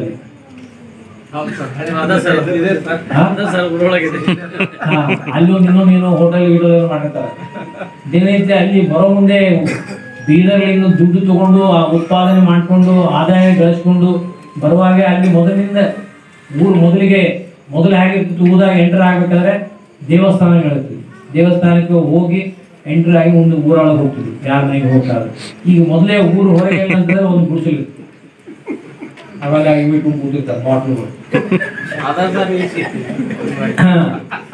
ಅದೆಲ್ಲ ಹಾಕೊಂಡು ಊರಾಗ ಬಂದಲ್ಲ ಸಾಮಾನೆಲ್ಲ ತಂದ್ರೆ ಖುಷಿ ಆಗ್ತದೆ. ಆದ್ರೆ ಅವ್ರ ಪರಿಸ್ಥಿತಿ ಸಾಮಾನು ಎಷ್ಟು ತಂದಾರೋ ಅದ್ರೊಳಗೆ ಎಷ್ಟು ಬಿದ್ದು ಹೋಗ್ಯದೋ ಅವ್ರಿಗೆ ಗೊತ್ತಿರಂಗಿಲ್ಲ, ಏನು ಸಾಮಾನು ತಂದ್ರೆ ಗೊತ್ತಿರಂಗಿಲ್ಲ, ಕಿಸ್ದಾಗ ದುಡ್ಡು ಒಂದು ಇರೋದಿಲ್ಲ, ಅರ್ಧ ಸಾಮಾನು ಇರ್ತಾರೆ, ಅರ್ಧ ಅವಾಗ ಹೋಗಿ ಸಾಮಾನು ತಂದ್ರೆ ಅಲ್ಲಿ ಖುಷಿ ಪಡೋದಕ್ಕೆ ಅವ್ರ ಪರಿಸ್ಥಿತಿ ಹಿಂಗೆ ಆಗಿದೆ ಅಂತ ದುಃಖ ಪಡ್ತಾರೆ. ಮನೆ ಮಕ್ಕಳು ನೋಡಿ ತಂದಿಗೆ ನೋಡಿ ಅವ್ರು ಏನು ಕಲಿಬೇಕು, ಯಾಕೆ ನಮ್ಮ ತಂದೆ ಹಿಂಗೆ ಮತ್ತು ಮ್ಯಾಲೆ ಹೊಡಿತಾರೆ, ಹೊಡ್ಸ್ಕೊಳ್ಬೇಕು, ಹೊಡ್ಸ್ಕೊಂಡು ಗಪ್ಪು ಇಲ್ಲ ಮರ್ಯಾದೆ ಪ್ರಶ್ನೆ ಬಾದೂರು ಏನು ಅನ್ಕೋತಾರೆ, ಮದುವೆ ಯಾಕೆ ನಿಂದು ಮನೆಯಾಗ ಗಡಬಡ ಮಾಡ್ಲಿಕ್ಕೆ ಯಾಕೆ ಎಷ್ಟು ಕಷ್ಟ ಇರ್ತದೆ. ಇಂಥವು ಭಾಳ ನೋಡಿ ನಮಗೂ ಸಾಕಾಗ್ಯದ, ದಿನ ಮುಂಜಾನೆ ಅದೇ ಕತೆ ಕೇಳ್ಬೇಕಾಗ್ತದೆ, ಕೇಸ್ಗಳೇ ಆಗ್ತದೆ. ಅದಕ್ಕೆ ಆ ಒಂದು ದೃಷ್ಟಿಕೋನದಿಂದ ನಾನು ಹೇಳ್ತಾ ಇದ್ದೀನಿ, ಅಂಥ ಪರಿಸ್ಥಿತಿ ಯಾರಿಗೂ ಬರಬಾರ್ದು. ಆದರೆ ಮನೆಗಳು ಹಾಳಾಗ್ತವೆ, ನಿಮ್ಮ ಸುಖ ಜೀವನಕ್ಕೆ ಕೊಳ್ಳೆ ಇಟ್ಟಂತಾಗುತ್ತೆ, ಅದು ಆಗಬಾರ್ದು. ಎಲ್ಲರೂ ಸುಖವಾಗಿರಲಿ, ಸಹಬಾಳ್ವೆಯಿಂದ ಎಲ್ಲರೂ ನಮ್ಮಂತೆ ಕರುಗಳ ಭಾವನೆಯಿಂದ, ದೊಡ್ಡ ಉದಾತ್ತ ಭಾವನೆಯಿಂದ ಜೀವನ ಮಾಡಿದರೆ ನಿಮಗೂ ಒಳ್ಳೆಯದಾಗ್ತದೆ. ಎಲ್ಲ ನಾಗರಿಕ ಸಮಾಜ ಮುಂದೆ ನಿಮ್ಮ ಮಕ್ಕಳು ಕೂಡ ನಿಮ್ಮನ್ನು ನೋಡಿ ಸರಿಯಾದ ರೀತಿಯಲ್ಲಿ ಮುಂದುವರಿತಾರೆ. ಇದಕ್ಕೆ ನಮಗೆ ನಮ್ಮಲ್ಲೆಲ್ಲ ಏನೆಲ್ಲ ನಮ್ಮ ಸಂಸ್ಥೆಯಲ್ಲಿ ನಿಮಗೆ ಸಿಗ್ತದೆ ಅನ್ನೋ ಬಗ್ಗೆ ಎಲ್ಲರ ಕಡೆ ಬಹುಶಃ ಎಲ್ಲರಲ್ಲಿ ಸ್ಮಾರ್ಟ್ಫೋನ್ಗಳಿವೆ. ಈ ಸ್ಮಾರ್ಟ್ಫೋನಲ್ಲಿ ನೀವು ಅದನ್ನು ಕ್ಲಿಕ್ ಮಾಡಿಕೊಂಡು ಆ್ಯಪ್ ಡೌನ್ಲೋಡ್ ಮಾಡಿದರೆ ಎಲ್ಲ ನಾವೆಲ್ಲ ಹೇಳಿದ ವಿಷಯಗಳೆಲ್ಲ ನಿಮ್ಗೆ ಸಿಗ್ತವೆ. ನೀವು ಅದನ್ನು ಪುಕ್ಕಟೆಯಾಗಿ ನೀವು ಅಲ್ಲಿ ನಾವು ಅರ್ಜಿ ಸಲ್ಲಿಸಿದ್ರು ಕೂಡ ನಾವು ತೊಂದರೆಗಳು ಏನೇ ಇದ್ರೂ ಕೂಡ ಅದನ್ನು ಸರಿಪಡಿಸಲಿಕ್ಕೆ ಪ್ರಯತ್ನ ಮಾಡ್ತೀವಿ. ಹಾಗಾಗಿ ದಿವಸ ನೀವು ಒಳ್ಳೆಯ ದಿನ ಅಂತ ಹೇಳ್ಕೋಬೇಕು. ಈ ಶ್ರಾವಣ ಮಾಸದ ಪ್ರವಚನ ಕೇಳೋದು ಎಷ್ಟು ಒಳ್ಳೆಯದು, ಅದಕ್ಕಿಂತ ಡಬಲ್ ಒಳ್ಳೆಯದು ಇದು ನಮ್ಮ ಕಾರ್ಯಕ್ರಮ. ಅದೊಂದು ತಿಳ್ಕೊಂಡ್ಬಿಡ್ರಿ. ಅದರಿಂದ ಅಂದರೆ ಅಲ್ಲಿ ಶ್ರಾವಣ ಮಾಸ ಎಲ್ಲಾದ್ರೂ ಒಂದೇ ಗುಡಿ ಒಳಗೆ ನಡೀತಿರ್ತದೆ, ಎಲ್ಲರಿಗೂ ಹೋಗ್ಲಿಕ್ಕೆ ಆಗಲ್ಲ. ಅವ್ರ ಮನೆಗೆ ನೋಡಿ ಕೇಳೋದವ್ರು ಬಂದೆಲ್ಲ ನೀವು ಹೇಳ್ತಿರ್ತಾರೆ. ಅದೇ ಥರ ಈಗ ನೀವು ಕೇಳಿ ಬಂದಿರಿ, ಇದನ್ನು ನೀವು ಹತ್ತುಕೊಂಡ್ರೆ ಯಾರ್ಯಾರ ಮನೆಗೆ ಇವತ್ತು ಬಂದಿಲ್ಲ ಕಾರ್ಯಕ್ರಮಕ್ಕೆ ಅವ್ರಿಗೆ ನೀವು ಮನೆಗೆ ಹೋಗಿ ಹೇಳ್ರಿ. ಈ ಥರದ್ದು ಎಲ್ಲ ವಿಷಯಗಳು ಚರ್ಚೆಗಳಾದವು. ಸೊ ನಮ್ಗೆ ನಾಳೆ ನಮ್ಗೆ ಎಂದೂ ತೊಂದರೆಗಳಿಲ್ಲ. ನಾವು ನಮ್ಮ ದನಗಳಿಗೆ ಬೇರೆಯವ್ರು ಬಂದಾಗ ನಾವು ಬಿಡಬಾರ್ದು. ದನ ಕಾಯ್ಲಿಕ್ಕೆ ಹೋದಾಗ ಯಾರೊಬ್ರು ನಮ್ಮ ಮನುಷ್ಯ ಒಬ್ರು ಇಡಬೇಕು. ಅವು ಎಲ್ಲ ಚಲೋ ಬೆಳೆದಿರ್ತದೆ. ಇವು 4 ದನಗಳಲ್ಲಿ ಬಿಟ್ಬಿಟ್ರೆ ಎಲ್ಲ ಹಾಳಾಗಿ ಹೋಗ್ತದೆ. ಕೃಷಿಕರಿಗೆ ಎಷ್ಟು ತೊಂದರೆ ಇದೆ, ಎಷ್ಟು ಸಾಲ ಇಲ್ಲ ಮಾಡಿ ಅವರು ಸದಿ ಕಳಿಸಿರ್ತಾರೆ, ಫರ್ಟಿಲೈಸರ್ ಹಾಕಿರ್ತಾರೆ, ಮತ್ತು ಅದು ಔಷಧ ಕೂಡ ಹೊಡೆದಿರ್ತಾರೆ. ಅದೆಲ್ಲ ಬಂದ್ಮೇಲೆ ಅದಕ್ಕೆ ಬಡ್ಡಿ ಕೊಡ್ತಿರ್ತಾರೆ ಪಾಪದ. ಅದೆಲ್ಲ ಬಂದು ಆದಮೇಲೆ ರಾಶಿ ಗೀಶಿ ಆದಮೇಲೆ ಅಲ್ಲಿ ಅಡತಿಗೆ ಹೋದ್ಮೇಲೆ ಅವ್ರು ಅಡತಿಯವ್ರುಗಳಿಂದ ಮೊದಲಿಂದ ದೊಡ್ಡ ದುಡ್ಡು ಕೊಟ್ಟಿರ್ತಾರೆ, ಗೊಬ್ಬರ ತೊಗೊಳಿಕ್ಕೆ ದುಡ್ಡು ಕೊಟ್ಟಿರ್ತಾರೆ, ಮತ್ತು ಔಷಧ ತೊಗೊಳಿಕ್ಕೆ ದುಡ್ಡು ಕೊಟ್ಟಿರ್ತಾರೆ.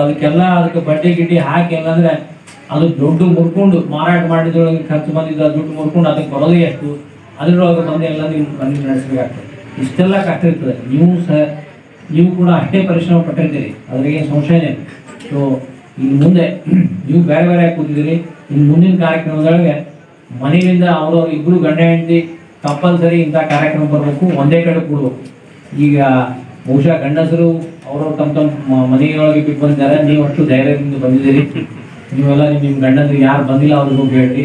ನೀವು ಕೂಡ ಈ ಕಡೆ ಕೂಡೋರು ನೀವು ಕೂಡ ನಿಮ್ಮ ಮನೆಯ ಹೆಣ್ಮಕ್ಳಿಗೆ ಹೋಗಿ ಹೇಳ್ರಿ, ಈ ಥರದ್ದೆಲ್ಲ ನಮಗೆ ಕಾಯಿಲೆ ಬಗ್ಗೆ ತಿಳಿಸಿ ಹೇಳಿದ್ದಾರೆ.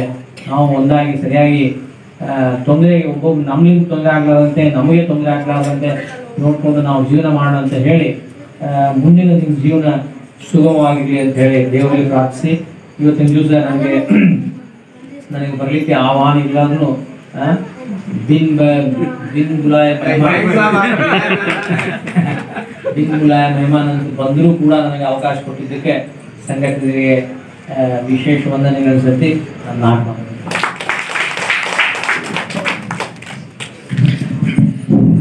ಕೋರ್ಟ್ನಲ್ಲಿ ಬರ್ತಕ್ಕಂತಹ ನಿಜವಾದ ಘಟನೆಗಳನ್ನ ತಮ್ಮ ಮುಂದೆ ಬೆಚ್ಚಿಟ್ಟು ಗ್ರಾಮ ಅಭಿವೃದ್ಧಿ ಆಗಬೇಕು, ಅಭಿವೃದ್ಧಿಗೆ ಎಲ್ಲರೂ ಕೈ ಜೋಡಿಸಬೇಕು ಅಂತ ಹೇಳಿ ಕಳಕಳಿಯ ಮನವಿಯನ್ನು ಮಾಡ್ತಾ, ಜೊತೆಗೆ ಎಲ್ಲರೂ ಸಾಮರಸ್ಯ ಸಹೋದರತ್ವದಿಂದ ಬಾಳ್ಬೇಕಂತಕ್ಕಂತಹ ವಿಷಯವನ್ನ ಸಾಹೇಬರು ತಮ್ಮ ಮುಂದೆ ಹೇಳಿದ್ದಾರೆ. ಅವರಿಗೆ ನಮ್ಮೆಲ್ಲರ ಪರವಾಗಿ ಧನ್ಯವಾದಗಳನ್ನ ಪರವಾಗಿ ಅದರ ಸದಸ್ಯ ಕಾರ್ಯದರ್ಶಿಗಳಾದಂತಹ ಶ್ರೀಯುತ ಸಿದ್ದರಾಮ್ ಟಿಪೆ ಸರ್ ಅವರು. ಎಲ್ಲರಿಗೆ ನಮಸ್ಕಾರ. ಜಿಲ್ಲಾ ಕಾನೂನು ಸೇವೆಗಳ ಪ್ರಾಧಿಕಾರ ಬೀದರ್, ಜಿಲ್ಲಾಡಳಿತ ಬೀದರ್, ಜಿಲ್ಲಾ ಪಂಚಾಯತ್, ಪೊಲೀಸ್ ಇಲಾಖೆ, ಜಿಲ್ಲಾ ವಕೀಲರ ಸಂಘ ಬೀದರ್ ಇವರ ಸಂಯುಕ್ತ ಆಶ್ರಯದಲ್ಲಿ ಇಂದು ಗಾರ್ಗಿ ಗ್ರಾಮದಲ್ಲಿ ಕಾನೂನು ಅರಿವು ಮತ್ತು ನೆರವು ಕಾರ್ಯಕ್ರಮವನ್ನು ಹಮ್ಮಿಕೊಂಡಿದ್ದೇವೆ. ಈ ಕಾರ್ಯಕ್ರಮದ ವೇದಿಕೆಯ ಮೇಲೆ ಆಸೀನರಾಗಿರುವಂಥ ಎಲ್ಲ ಮಹಿಳೆಯರೇ, ಕಾರ್ಯಕ್ರಮದಲ್ಲಿ ಹಾಜರಾಗಿರುವಂಥ ಗಾರ್ಗಿ ಗ್ರಾಮದ ಎಲ್ಲ ಗ್ರಾಮಸ್ಥರೇ, ಬೇರೆ ಬೇರೆ ಇಲಾಖೆಯ ಎಲ್ಲ ಸಿಬ್ಬಂದಿ ಮಿತ್ರರೇ,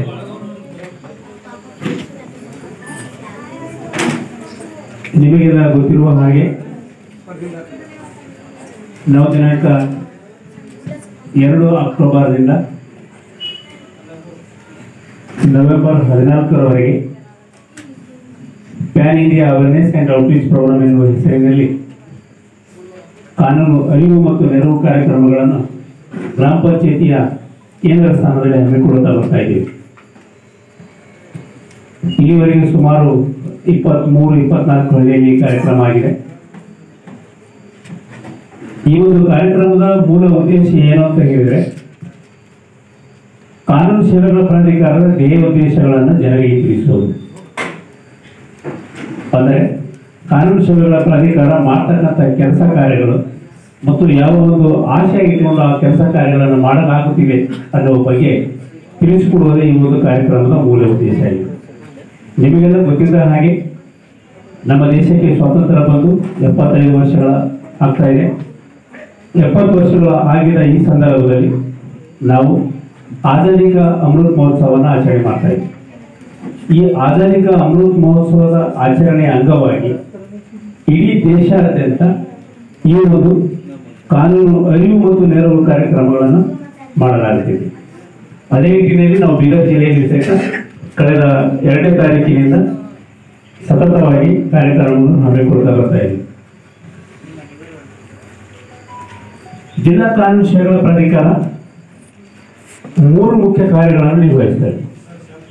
ಒಂದು, ಜನರಿಗೆ ಕಾನೂನಿನ ಬಗ್ಗೆ ಅರಿವನ್ನು ಉಂಟು ಮಾಡುವುದು. ನಿಮಗೆಲ್ಲ ಗೊತ್ತಿದ್ದಂಗೆ ನಮ್ಮ ದೇಶದಲ್ಲಿ ಬಹಳಷ್ಟು ಕಾನೂನುಗಳಿವೆ. ಎಲ್ಲ ಕಾನೂನುಗಳು ತಿಳ್ಕೊಳ್ಳೋದು ಬಹಳ ಕಷ್ಟ ಆಗುತ್ತೆ. ಆದರೂ ಸಹಿತ ಕೆಲವೊಂದು ನಮ್ಮ ದೈನಂದಿನ ವ್ಯವಹಾರದಲ್ಲಿ ಅಥವಾ ಸಮಯಕ್ಕೆ ನಮಗೆ ಸಾಮಾನ್ಯ ಜನರಿಗೆ ಉಪಯೋಗವಾಗುವಂಥ ಮತ್ತು ಸಾಮಾನ್ಯ ಜನರಿಗೆ ಕಾಲಕಾಲಕ್ಕೆ ಅನ್ವಯವಾಗುವಂಥ ಸಾಮಾನ್ಯ ಕಾನೂನುಗಳ ಬಗ್ಗೆ ನಾವು ಮಾಹಿತಿ ನೀಡಲಿಕ್ಕೆ ಪ್ರಯತ್ನ ಮಾಡ್ತೀವಿ. ಅಂದರೆ ಜನರನ್ನು ನಾವು ಕಾನೂನು ಸಾಕ್ಷರರನ್ನಾಗಿ ಮಾಡುವುದು ಒಂದು ಮೂಲ ಉದ್ದೇಶ ಆಗಿದೆ. ಕಾನೂನಿನ ಜ್ಞಾನ ನಮಗೆ ಬಹಳಷ್ಟು ಅವಶ್ಯಕತೆ. ಜನನದಿಂದ ಮರಣದವರೆಗೆ ಕಾನೂನಿನ ಅವಶ್ಯಕತೆ ಪ್ರತಿಯೊಬ್ಬರಿಗೂ ಇದೆ. ಉದಾಹರಣೆಗೆ ನಿಮಗೆ ಹೇಳಬೇಕು ಅಂತ ಹೇಳಿದ್ರೆ, ಒಬ್ಬ ಮಹಿಳೆ ಗರ್ಭದಲ್ಲಿ ಮಗು ಮೂಡ್ತು ಅಂತ ಹೇಳಿದ್ರೆ ಅಲ್ಲಿಂದ ಸ್ಟಾರ್ಟ್ ಆಗುತ್ತೆ ನಮ್ಮ ಕಾನೂನಿನ. ಏನದು? ಫಸ್ಟಿಗೆ ಬರೋದು PCPNDT, ಅಂದರೆ ಭ್ರೂಣ ಹತ್ಯೆ ತಡೆ ನಿಷೇಧ ಕಾಯ್ದೆ. ಆ ಕಾಯ್ದೆ ಅಲ್ಲಿಂದ ಸ್ಟಾರ್ಟ್ ಆಗುತ್ತೆ. ಯಾರಾದರೂ ಆ ಮಹಿಳೆ ಗರ್ಭದಲ್ಲಿ ಬೆಳೀತಕ್ಕಂಥ ಮಗು ಹೆಣ್ಣು ಅಥವಾ ಗಂಡು ಅಂತ ಯಾರಾದರೂ ಹೇಳಿದರೆ, ಸೋನೋಗ್ರಫಿ ಮಾಡಿ ಅಥವಾ ಸ್ಕ್ಯಾನಿಂಗ್ ಮಾಡಿ ಯಾರಾದರೂ ಹೇಳಿದ್ರು ಅಂತ ಹೇಳಿದ್ರೆ ಅವರಿಗೆ ಶಿಕ್ಷೆ ಆಗುತ್ತೆ. ಅದನ್ನು ಯಾರು ಹೇಳಿಕೆ ಕೆಲವೊಂದು ಸಂದರ್ಭದಲ್ಲಿ ಸ್ಕ್ಯಾನ್ ಮಾಡಲಿಕ್ಕೆ ಅವಕಾಶ ಇದ್ದರೂ ಸಹಿತ ಬೆಳೀತಕ್ಕಂಥ ಭ್ರೂಣದಲ್ಲಿ ಬೆಳೀತಕ್ಕಂಥ ಭ್ರೂಣ ಮಗು ಗಂಡಿದೆಯೋ ಹೆಣ್ಣಿದೆಯೋ ಅಂತ ಹೇಳಿ ಯಾರು ಡಾಕ್ಟರ್ಗಳು ಹೇಳಲಿಕ್ಕೆ ಇಲ್ಲ. ಡಾಕ್ಟರ್ ಆಗಿರ್ಬೋದು, ಸ್ಟಾಫ್ದವ್ರು ಆಗಿರ್ಬೋದು, ಆಸ್ಪತ್ರೆಯಲ್ಲಿ ಅವ್ರು ಯಾರು ಮಾಡ್ಕೊಳ್ಳಿಕ್ಕೆ ಇಲ್ಲ. ಅದೇ ರೀತಿ ಒಬ್ಬ ಮಹಿಳೆಗೆ ಬಲವಂತವಾಗಿ ಆ ಸ್ಕ್ಯಾನಿಂಗಿಗೆ ಹೋಗಿ ಒಂದು ವೇಳೆ ಅದು ಹೆಣ್ಣು ಭ್ರೂಣ ಇದೆ ಅಂತ ಹೇಳಿ ಗೊತ್ತಾಗಿ ಆ ಹೆಣ್ಣು ಭ್ರೂಣವನ್ನು ತೆಗೆಸಲಿಕ್ಕೆ ಯಾರಾದರೂ ಪ್ರಯತ್ನ ಮಾಡಿದರೆ ಆ ತೆಗೆಸಲಿಕ್ಕೆ ಪ್ರಯತ್ನ ಮಾಡೋದರಿಗೆ ಸಹಿತ ಕಾನೂನಡಿಯಲ್ಲಿ ಶಿಕ್ಷೆ ಮಾಡಲಿಕ್ಕೆ ಅವಕಾಶ ಇದೆ. ಸೊ ಅಲ್ಲಿಂದ ನಮ್ಮದು ಕಾನೂನು ಸ್ಟಾರ್ಟ್ ಆಗುತ್ತೆ. ಮುಂದೆ ಮಗು ಜನನ ಮತ್ತು ನೋಂದಣಿ ಕಾಯ್ದೆ ಅದು ಸ್ಟಾರ್ಟ್ ಆಗುತ್ತೆ. ಹುಟ್ಟಿದ ತಕ್ಷಣ ಬರ್ತ್ ಸರ್ಟಿಫಿಕೇಟ್ಗೆ ಪ್ರತಿಯೊಂದು ಹಂತದಲ್ಲಿ ನಮಗೆ ಬಂದು ಕೊನೆಗೆ ಒಬ್ಬ ವ್ಯಕ್ತಿ ಸತ್ತು ಅಂತ ಹೇಳಿದ್ರೆ ಅದೇ ಜನನ ಮತ್ತು ಮರಣ ನೋಂದಣಿ ಕಾಯ್ದೆ ಅಡಿಯಲ್ಲಿ ಕೊನೆಗೆ ಡೆತ್ ಸರ್ಟಿಫಿಕೇಟ್ ನಾವು ತಗೊಳ್ಬೇಕಾಗುತ್ತೆ. ಸೊ ಪ್ರತಿಯೊಂದು ಹಂತದಲ್ಲಿ ಸಹಿತ ನಮಗೆ ಕಾನೂನಿನ ಬಹಳಷ್ಟು ಅವಶ್ಯಕತೆ ಇದೆ. ಸೊ ಅದಕ್ಕಾಗಿ ತಿಳಿದುಕೊಳ್ಳೋದು ಬಹಳ ಮುಖ್ಯ. ಸಪೋಸ್ ಏನಾದರೂ ನಮಗೆ ಈ ಕಾನೂನು ಗೊತ್ತೇ ಇರಲಿಲ್ಲ, ಅದಕ್ಕಾಗಿ ಹೀಗಾಯಿತು ಹಾಗಾಯಿತು ನಮಗೆ ಮನ್ನಿಸಿಬಿಡಿ ಅಥವಾ ಕ್ಷಮಿಸಿರಿ ಅಂತ ಹೇಳಿದ್ರೆ ಕಾನೂನಲ್ಲಿ ಅದಕ್ಕೆ ಅವಕಾಶ ಇರೋದಿಲ್ಲ. ನಮ್ಮ ದೇಶದಲ್ಲಿ ಇರ್ತಕ್ಕಂಥ ಪ್ರತಿಯೊಂದು ಕಾನೂನನ್ನು ಈ ದೇಶದ ಪ್ರತಿಯೊಬ್ಬ ನಾಗರಿಕ ತಿಳಿದುಕೊಂಡಿದ್ದಾನೆ ಅಂತಲೇ ನಾವು ಮುಂದೆ ಹೋಗ್ಬೋದು. ನಿಮಗೆ ಗೊತ್ತಿದೆಯೋ ಗೊತ್ತಿಲ್ಲೋ ಅದು ಬೇರೆ ವಿಷಯ. ಆದರೆ ನಿಮಗೆ ಗೊತ್ತಿದೆ ಅಂತಲೇ ನಮ್ಮ ಪ್ರೊಸೆಸ್ ಅಥವಾ ವ್ಯವಹಾರ ನಡೀತಾ ಇರುತ್ತೆ. ಅದು ಸೊ ಅದಕ್ಕಾಗಿ ಅಟ್ಲೀಸ್ಟ್ ಸಾರ್ವಜನಿಕರಿಗೆ ದೈನಂದಿನದಲ್ಲಿ ಆಗುತ್ತು ಕೆಲವೊಮ್ಮೆ ಏನೇನು ಕಾನೂನುಗಳು ನಿಜ ಜೀವನದಲ್ಲಿ ಅವಶ್ಯಕ ಇದೆಯೋ ಅವುಗಳ ಬಗ್ಗೆ ನಾವು ಮಾಹಿತಿ ನೀಡಲಿಕ್ಕೆ ಪ್ರಯತ್ನ ಮಾಡ್ತೀವಿ. ಇನ್ನು ಎರಡನೇದು ನಾವು ಇನ್ನೊಂದು ಮಹತ್ತರವಾದಂಥ ಕಾರ್ಯ ಯಾವುದು ಮಾಡ್ತೀವಿ ಅಂತ ಹೇಳಿದರೆ ಉಚಿತ ಕಾನೂನು ಸಲಹೆ ಮತ್ತು ನೆರವು. ಉಚಿತ ಕಾನೂನಿನ ಸಲಹೆ ಅಂತ ಹೇಳಿದ್ರೆ ಸಪೋಸ್ ಯಾವುದೋ ಒಂದು ಕಾನೂನಾತ್ಮಕ ವಿಷಯದಲ್ಲಿ ನೀವು ಸಿಕ್ಕಿದಾಗ ನೀವು ಸಾಮಾನ್ಯವಾಗಿ ಸಲಹೆ ಪಡ್ಕೊಳ್ಳಿಕ್ಕೆ ವಕೀಲರ ಹತ್ರ ಹೋಗ್ತೀವಿ. ಇಲ್ಲಿ ಬೀದರ್ ನಗರದಲ್ಲಿ ಕನ್ಸಲ್ಟೇಷನ್ ಫೀಸ್ ಯಾರು ತಗೊಳ್ಳೋದಿಲ್ಲ ಅಂತ ಅನ್ಸುತ್ತೆ. ಬಟ್ ನೀವು ಬೆಂಗಳೂರಂತ ಮಹಾನಗರಗಳಲ್ಲಿ ಹೋದರೆ ಕನ್ಸಲ್ಟೇಷನ್ ಫೀಸ್ನೇ ನಾವು ₹1000 ಕೊಡಬೇಕಾಗುತ್ತೆ. ಸಪೋಸ್ ಅವರು ಶ್ರೀಮಂತರಿದ್ರೆ ಅವರಿಗೆ ವ್ಯತ್ಯಾಸ ಆಗಲಿಕ್ಕಿಲ್ಲ. ಆದರೆ ಒಬ್ಬ ಬಡ ವ್ಯಕ್ತಿ ₹1000 ಕನ್ಸಲ್ಟೇಷನ್ ಫೀಸ್ ಕೊಟ್ಟು ಮತ್ತೆ ಮುಂದೆ ಅವರ ವಕೀಲರ ನಿಜವಾದ ಫೀಸ್ ಕೊಟ್ಟು ಕೇಸ್ ನಡೆಸಲಿಕ್ಕೆ ಕೆಲವೊಮ್ಮೆ ಆಗ್ಬೋದು, ಕೆಲವೊಮ್ಮೆ ಆಗದೇ ಇರಬಹುದು. ಸೊ ಅಂಥ ಸಂದರ್ಭದಲ್ಲಿ ಯಾವ ವ್ಯಕ್ತಿಗೆ ಕಾನೂನಿನ ಸಲಹೆ ಬೇಕಾಗಿದೆಯೋ ಅವರು ನಮ್ಮ ಜಿಲ್ಲಾ ಕಾನೂನು ಸೇವೆಗಳ ಪ್ರಾಧಿಕಾರ ಅಥವಾ ತಾಲೂಕಾ ಕಾನೂನು ಸೇವಾ ಸಮಿತಿಗಳಿಗೆ ಅಪ್ರೋಚ್ ಆದರೆ ನಮ್ಮಲ್ಲಿ ಇರ್ತಕ್ಕಂಥ ಪ್ಯಾನಲ್ ವಕೀಲರು ಅಂದರೆ ನುರಿತ ವಕೀಲರಿಂದ ನಾವು ಅವರಿಗೆ ಕಾನೂನು ಸಲಹೆಯನ್ನು ಉಚಿತವಾಗಿ ನೀಡಲಿಕ್ಕೆ ಒಂದು ವ್ಯವಸ್ಥೆ ನಾವು ಮಾಡ್ಕೊಂಡಿದ್ದೀವಿ. ನೀವು ಅವರಿಗೆ ಯಾವುದೇ ಫೀಸ್ ಕೊಡುವಂಥ ಅವಶ್ಯಕತೆ ಇರೋದಿಲ್ಲ. ಅವರ ಫೀಸ್ನೆಲ್ಲ ನಮ್ಮ ಸಂಸ್ಥೆಯಿಂದ ನಾವು ಪೇಮೆಂಟ್ ಮಾಡ್ತೀವಿ. ಉಚಿತವಾಗಿ ಸಲಹೆ ಎಲ್ಲ ಕೊಟ್ಟ ಆದ ಮೇಲೆ ಅವರು ಕೋರ್ಟ್ನಲ್ಲಿ ಕೇಸ್ ಆಗುವಂಥ ಸಂದರ್ಭ ಬಂತು ಅಂತ ಹೇಳಿದ್ರೆ ಮತ್ತೆ ಪುನಃ ಅವರು ವಕೀಲರ ನೇಮಕ ಮಾಡ್ಕೊಳ್ಬೇಕು. ವಕೀಲರ ನೇಮಕ ಮಾಡ್ಕೊಳ್ಬೇಕಂತ ಹೇಳಿದ್ರೆ ಮತ್ತೆ ಪುನಃ ವಕೀಲರ ಫೀಸ್ ಯಾವಾಗ ಅವರಿಗೆ ಸಲಹೆ ಪಡ್ಕೊಳ್ಳಿಕ್ಕೆ ವಕೀಲರಿಗೆ ಕೊಡ್ತಕ್ಕಂಥ ಕನ್ಸಲ್ಟೇಷನ್ ಫೀಸ್ ಇಲ್ಲ ಅಂತ ಹೇಳಿದ್ರೆ ಇಡೀ ಕೇಸ್ ನಡೆಸಲಿಕ್ಕೆ ಅದಕ್ಕಿಂತ ಹೆಚ್ಚು ಫೀಸ್ ತಗೊಳ್ಳುವಂಥ ಸಂದರ್ಭ ಇರುತ್ತೆ. ಸೊ ಆ ಕಾಲಕ್ಕೆ ಅವರಿಗೆ ಪುನಃ ಅವರಿಗೆ ವಕೀಲರ ನೇಮಕ ಮಾಡ್ಕೊಳ್ಳಿಕ್ಕೆ ನಮ್ಮ ಕಡೆಯಿಂದ ನಾವು ಉಚಿತವಾಗಿ ಅವರ ಪ್ರಕರಣ ನಡೆಸಲಿಕ್ಕೆ ವಕೀಲರನ್ನು ನೇಮಕ ಮಾಡ್ತೀವಿ. ಎಂತೆಂಥವರಿಗೆ ನಾವು ಅದನ್ನು ನೆರವು ಕೊಡ್ತೀವಿ ಅಂತ ಹೇಳಿದ್ರೆ ಪರಿಶಿಷ್ಟ ಜಾತಿ ಮತ್ತು ಪರಿಶಿಷ್ಟ ಪಂಗಡದ ಜನರಾಗಿದ್ದರೆ, ಮಹಿಳೆಯರಾಗಿದ್ದರೆ, ಮಕ್ಕಳಿಗೆ ಸಂಬಂಧಪಟ್ಟಂಥ ವಿಷಯಗಳಾಗಿದ್ದರೆ, ಕಾರ್ಮಿಕರಾಗಿದ್ದರೆ, ಭೂಕಂಪ, ನೆರೆ ಹಾವಳಿ, ಬರಗಾಲ ಇಂಥ ಒಂದು ಸಂದರ್ಭದಲ್ಲಿ ತುತ್ತಾದರೆ, ಅದೇ ರೀತಿ ಮತ್ತೆ ಜೀತಕ್ಕೊಳಗಾಗಿ ಜೀತಕ್ಕೆ ಕೆಲಸದಲ್ಲಿ ಉಳಿದು ಅದಕ್ಕೆ ಒಂದು ತೊಂದರೆ ಅನುಭವಿಸಿದಂಥ ವ್ಯಕ್ತಿಯಾಗಿದ್ದರೆ ಅವರಿಗೆ, ಮತ್ತು ವಾರ್ಷಿಕ ಆದಾಯ 3 ಲಕ್ಷದ ಕೆಳಗೆ ಇರ್ತಕ್ಕಂಥ ಪ್ರತಿಯೊಬ್ಬ ವ್ಯಕ್ತಿಗೂ ನಾವು ಉಚಿತವಾಗಿ ಕಾನೂನು ನೆರವನ್ನು ಕೊಡ್ತೀವಿ. ಕೆಲವೊಂದು ಕೋರ್ಟ್ ಫೀಸ್, ಆ ಕೋರ್ಟ್ ಫೀಸ್ ಕಟ್ಟಲಿಕ್ಕೆ ಅವರಿಗೆ ಸಾಧ್ಯ ಆಗಿಲ್ಲ ಅಂತ ಹೇಳಿದ್ರೆ ಅದರ ಫೀಸ್ ಸಹಿತ ನಾವು ನಮ್ಮ ಸಂಸ್ಥೆಯ ವತಿಯಿಂದ ಪೇಮೆಂಟ್ ಮಾಡಲಿಕ್ಕೆ ಒಂದು ಅವಕಾಶ ಇದೆ. ಸೊ ಒಟ್ಟಿನಲ್ಲಿ ನಾವು ಅವರಿಗೆ ಉಚಿತ ಸಲಹೆ ಮತ್ತು ಉಚಿತ ಕಾನೂನು ನೆರವನ್ನು ನಾವು ಒದಗಿಸಿಕೊಡ್ತೀವಿ. ನಮ್ಮ ಬೀದರ್ ಜಿಲ್ಲೆ ಕಾನೂನು ಸೇವೆಗಳ ಪ್ರಾಧಿಕಾರದ ಅಡಿಯಲ್ಲಿ ಒಟ್ಟು 105 ಜನ ವಕೀಲರು ನಮ್ಮ ಪ್ಯಾನಲ್ನಲ್ಲಿ ವರ್ಕ್ ಮಾಡ್ತಾರೆ. ನಾವು ಅವರಿಗೆ ಕೆಲವೊಂದು ಸಂದರ್ಭದಲ್ಲಿ ತಹಸೀಲ್ ಆಫೀಸ್ಗೆ ಒಬ್ಬರನ್ನ ನೇಮಕ ಮಾಡಿದ್ದೀವಿ, ನಾಡ ಕಚೇರಿ ಕಂಠಾಣದಲ್ಲಿ ಒಬ್ಬರನ್ನ ನೇಮಕ ಮಾಡಿದ್ದೀವಿ, ಜಿಲ್ಲಾ ಆಸ್ಪತ್ರೆಯಲ್ಲಿ ನಾವು ಒಬ್ಬರಿಗೆ ನೇಮಕ ಮಾಡಿದ್ದೀವಿ, ಇವನ್ ART ಸೆಂಟರ್ನಲ್ಲಿ ನಮ್ಮ ವಕೀಲರಿದ್ದಾರೆ, ಮಹಿಳಾ ಮತ್ತು ಮಕ್ಕಳ ಕಲ್ಯಾಣ ಅಭಿವೃದ್ಧಿ ಇಲಾಖೆಯಲ್ಲಿ ನಮ್ಮ ವಕೀಲರಿದ್ದಾರೆ. ನೀವು ಯಾವುದೇ ಕಚೇರಿಯಲ್ಲಿ ಹೋಗಿದ್ರು ಸಹಿತ ನಿಮಗೆ ಈಗ ಸಪೋಸ್ ನೀವು ತಹಸೀಲ್ ಕಚೇರಿಗೆ ಹೋಗಿರ್ತೀರಿ, ಅಲ್ಲಿ ನಿಮಗೆ ಕಾನೂನು ಸಲಹೆ ಬೇಕಾದ್ರೆ ನೀವು ಮತ್ತೆ ವಾಪಸ್ ಜಿಲ್ಲಾ ಕಾನೂನು ಸೇವಾ ಪ್ರಾಧಿಕಾರಕ್ಕೆ ಬರೋ ಅವಶ್ಯಕತೆ ಇಲ್ಲ. ನಮ್ಮ ವಕೀಲರಲ್ಲಿ ಇರ್ತಾರೆ, ನೀವು ಅವ್ರ ಕಡೆಯಿಂದ ಸಹಿತ ಸಲಹೆ ಪಡ್ಕೊಳ್ಬೋದು. ಸೊ ಅದೇ ರೀತಿ ನಾನು ಇವರಿಗೆ ಮಹಿಳಾ ಮತ್ತು ಮಕ್ಕಳ ಕಲ್ಯಾಣ ಇಲಾಖೆಯಲ್ಲಿ ಸಹಿತ ಇದ್ದಾರೆ. ನಾವು 2 ಪೊಲೀಸ್ ಠಾಣೆಯಲ್ಲಿ ಸಹಿತ ವಕೀಲರ ನೇಮಕ ಮಾಡಿದ್ವಿ. ಅಲ್ಲಿ ಸಹಿತ ಪೊಲೀಸ್ ಠಾಣೆಯಲ್ಲಿ ಅವರಿಗೆ ಒಂದು ಕಾನೂನಿನ ಸಲಹೆ ಕೊಡಲಿಕ್ಕೆ ಅವರು ನಮ್ಮ ವಕೀಲರು ಯಾವಾಗಲೂ ರೆಡಿ. ಅದನ್ನು ಹೊರತುಪಡಿಸಿ ಇನ್ನೊಂದು ನಾವು ಏನು ಕೆಲಸ ಮಾಡ್ತೀವಿ ಅಂತ ಹೇಳಿದ್ರೆ, ಜಿಲ್ಲಾ ಕಾನೂನು ಸೇವಾ ಪ್ರಾಧಿಕಾರದ ವತಿಯಿಂದ ಕೇಸುಗಳನ್ನು ಲೋಕ ಅದಾಲತ್ನಲ್ಲಿ ರಾಜಿ ಮಾಡುವ ಮೂಲಕ ಇತ್ಯರ್ಥಪಡಿಸಲಿಕ್ಕೆ ಒಂದು ಪ್ರಯತ್ನ ಮಾಡ್ತೀವಿ. ಲೋಕ ಅದಾಲತ್ನಲ್ಲಿ ಒಂದು ಕೇಸ್ ಇತ್ಯರ್ಥ ಯಾವಾಗ ಆಗುತ್ತೆ ಅಂತ ಹೇಳಿದ್ರೆ, ಒಂದು ಪ್ರಕರಣದ ಉಭಯ ಪಕ್ಷಗಾರರು ಅವರಲ್ಲಿ ರಾಜಿ ಮಾಡಿಕೊಂಡು ಅವರಿಗೆ ಒಪ್ಪಿಗೆ ಆಗುವ ರೀತಿಯಲ್ಲಿ ಒಪ್ಪಿಕೊಂಡ್ರೆ ಅಲ್ಲಿ ಕೇಸ್ ಅಲ್ಲಿಗೆ ಕ್ಲೋಸ್ ಆಗುತ್ತೆ. ಅವಾಗ ಏನಾಗುತ್ತೆ, ಕೆಲವೊಂದು ಸಣ್ಣ ಪುಟ್ಟ ಅವರಿಗೆ ಗೊಂದಲ ಇದೆ.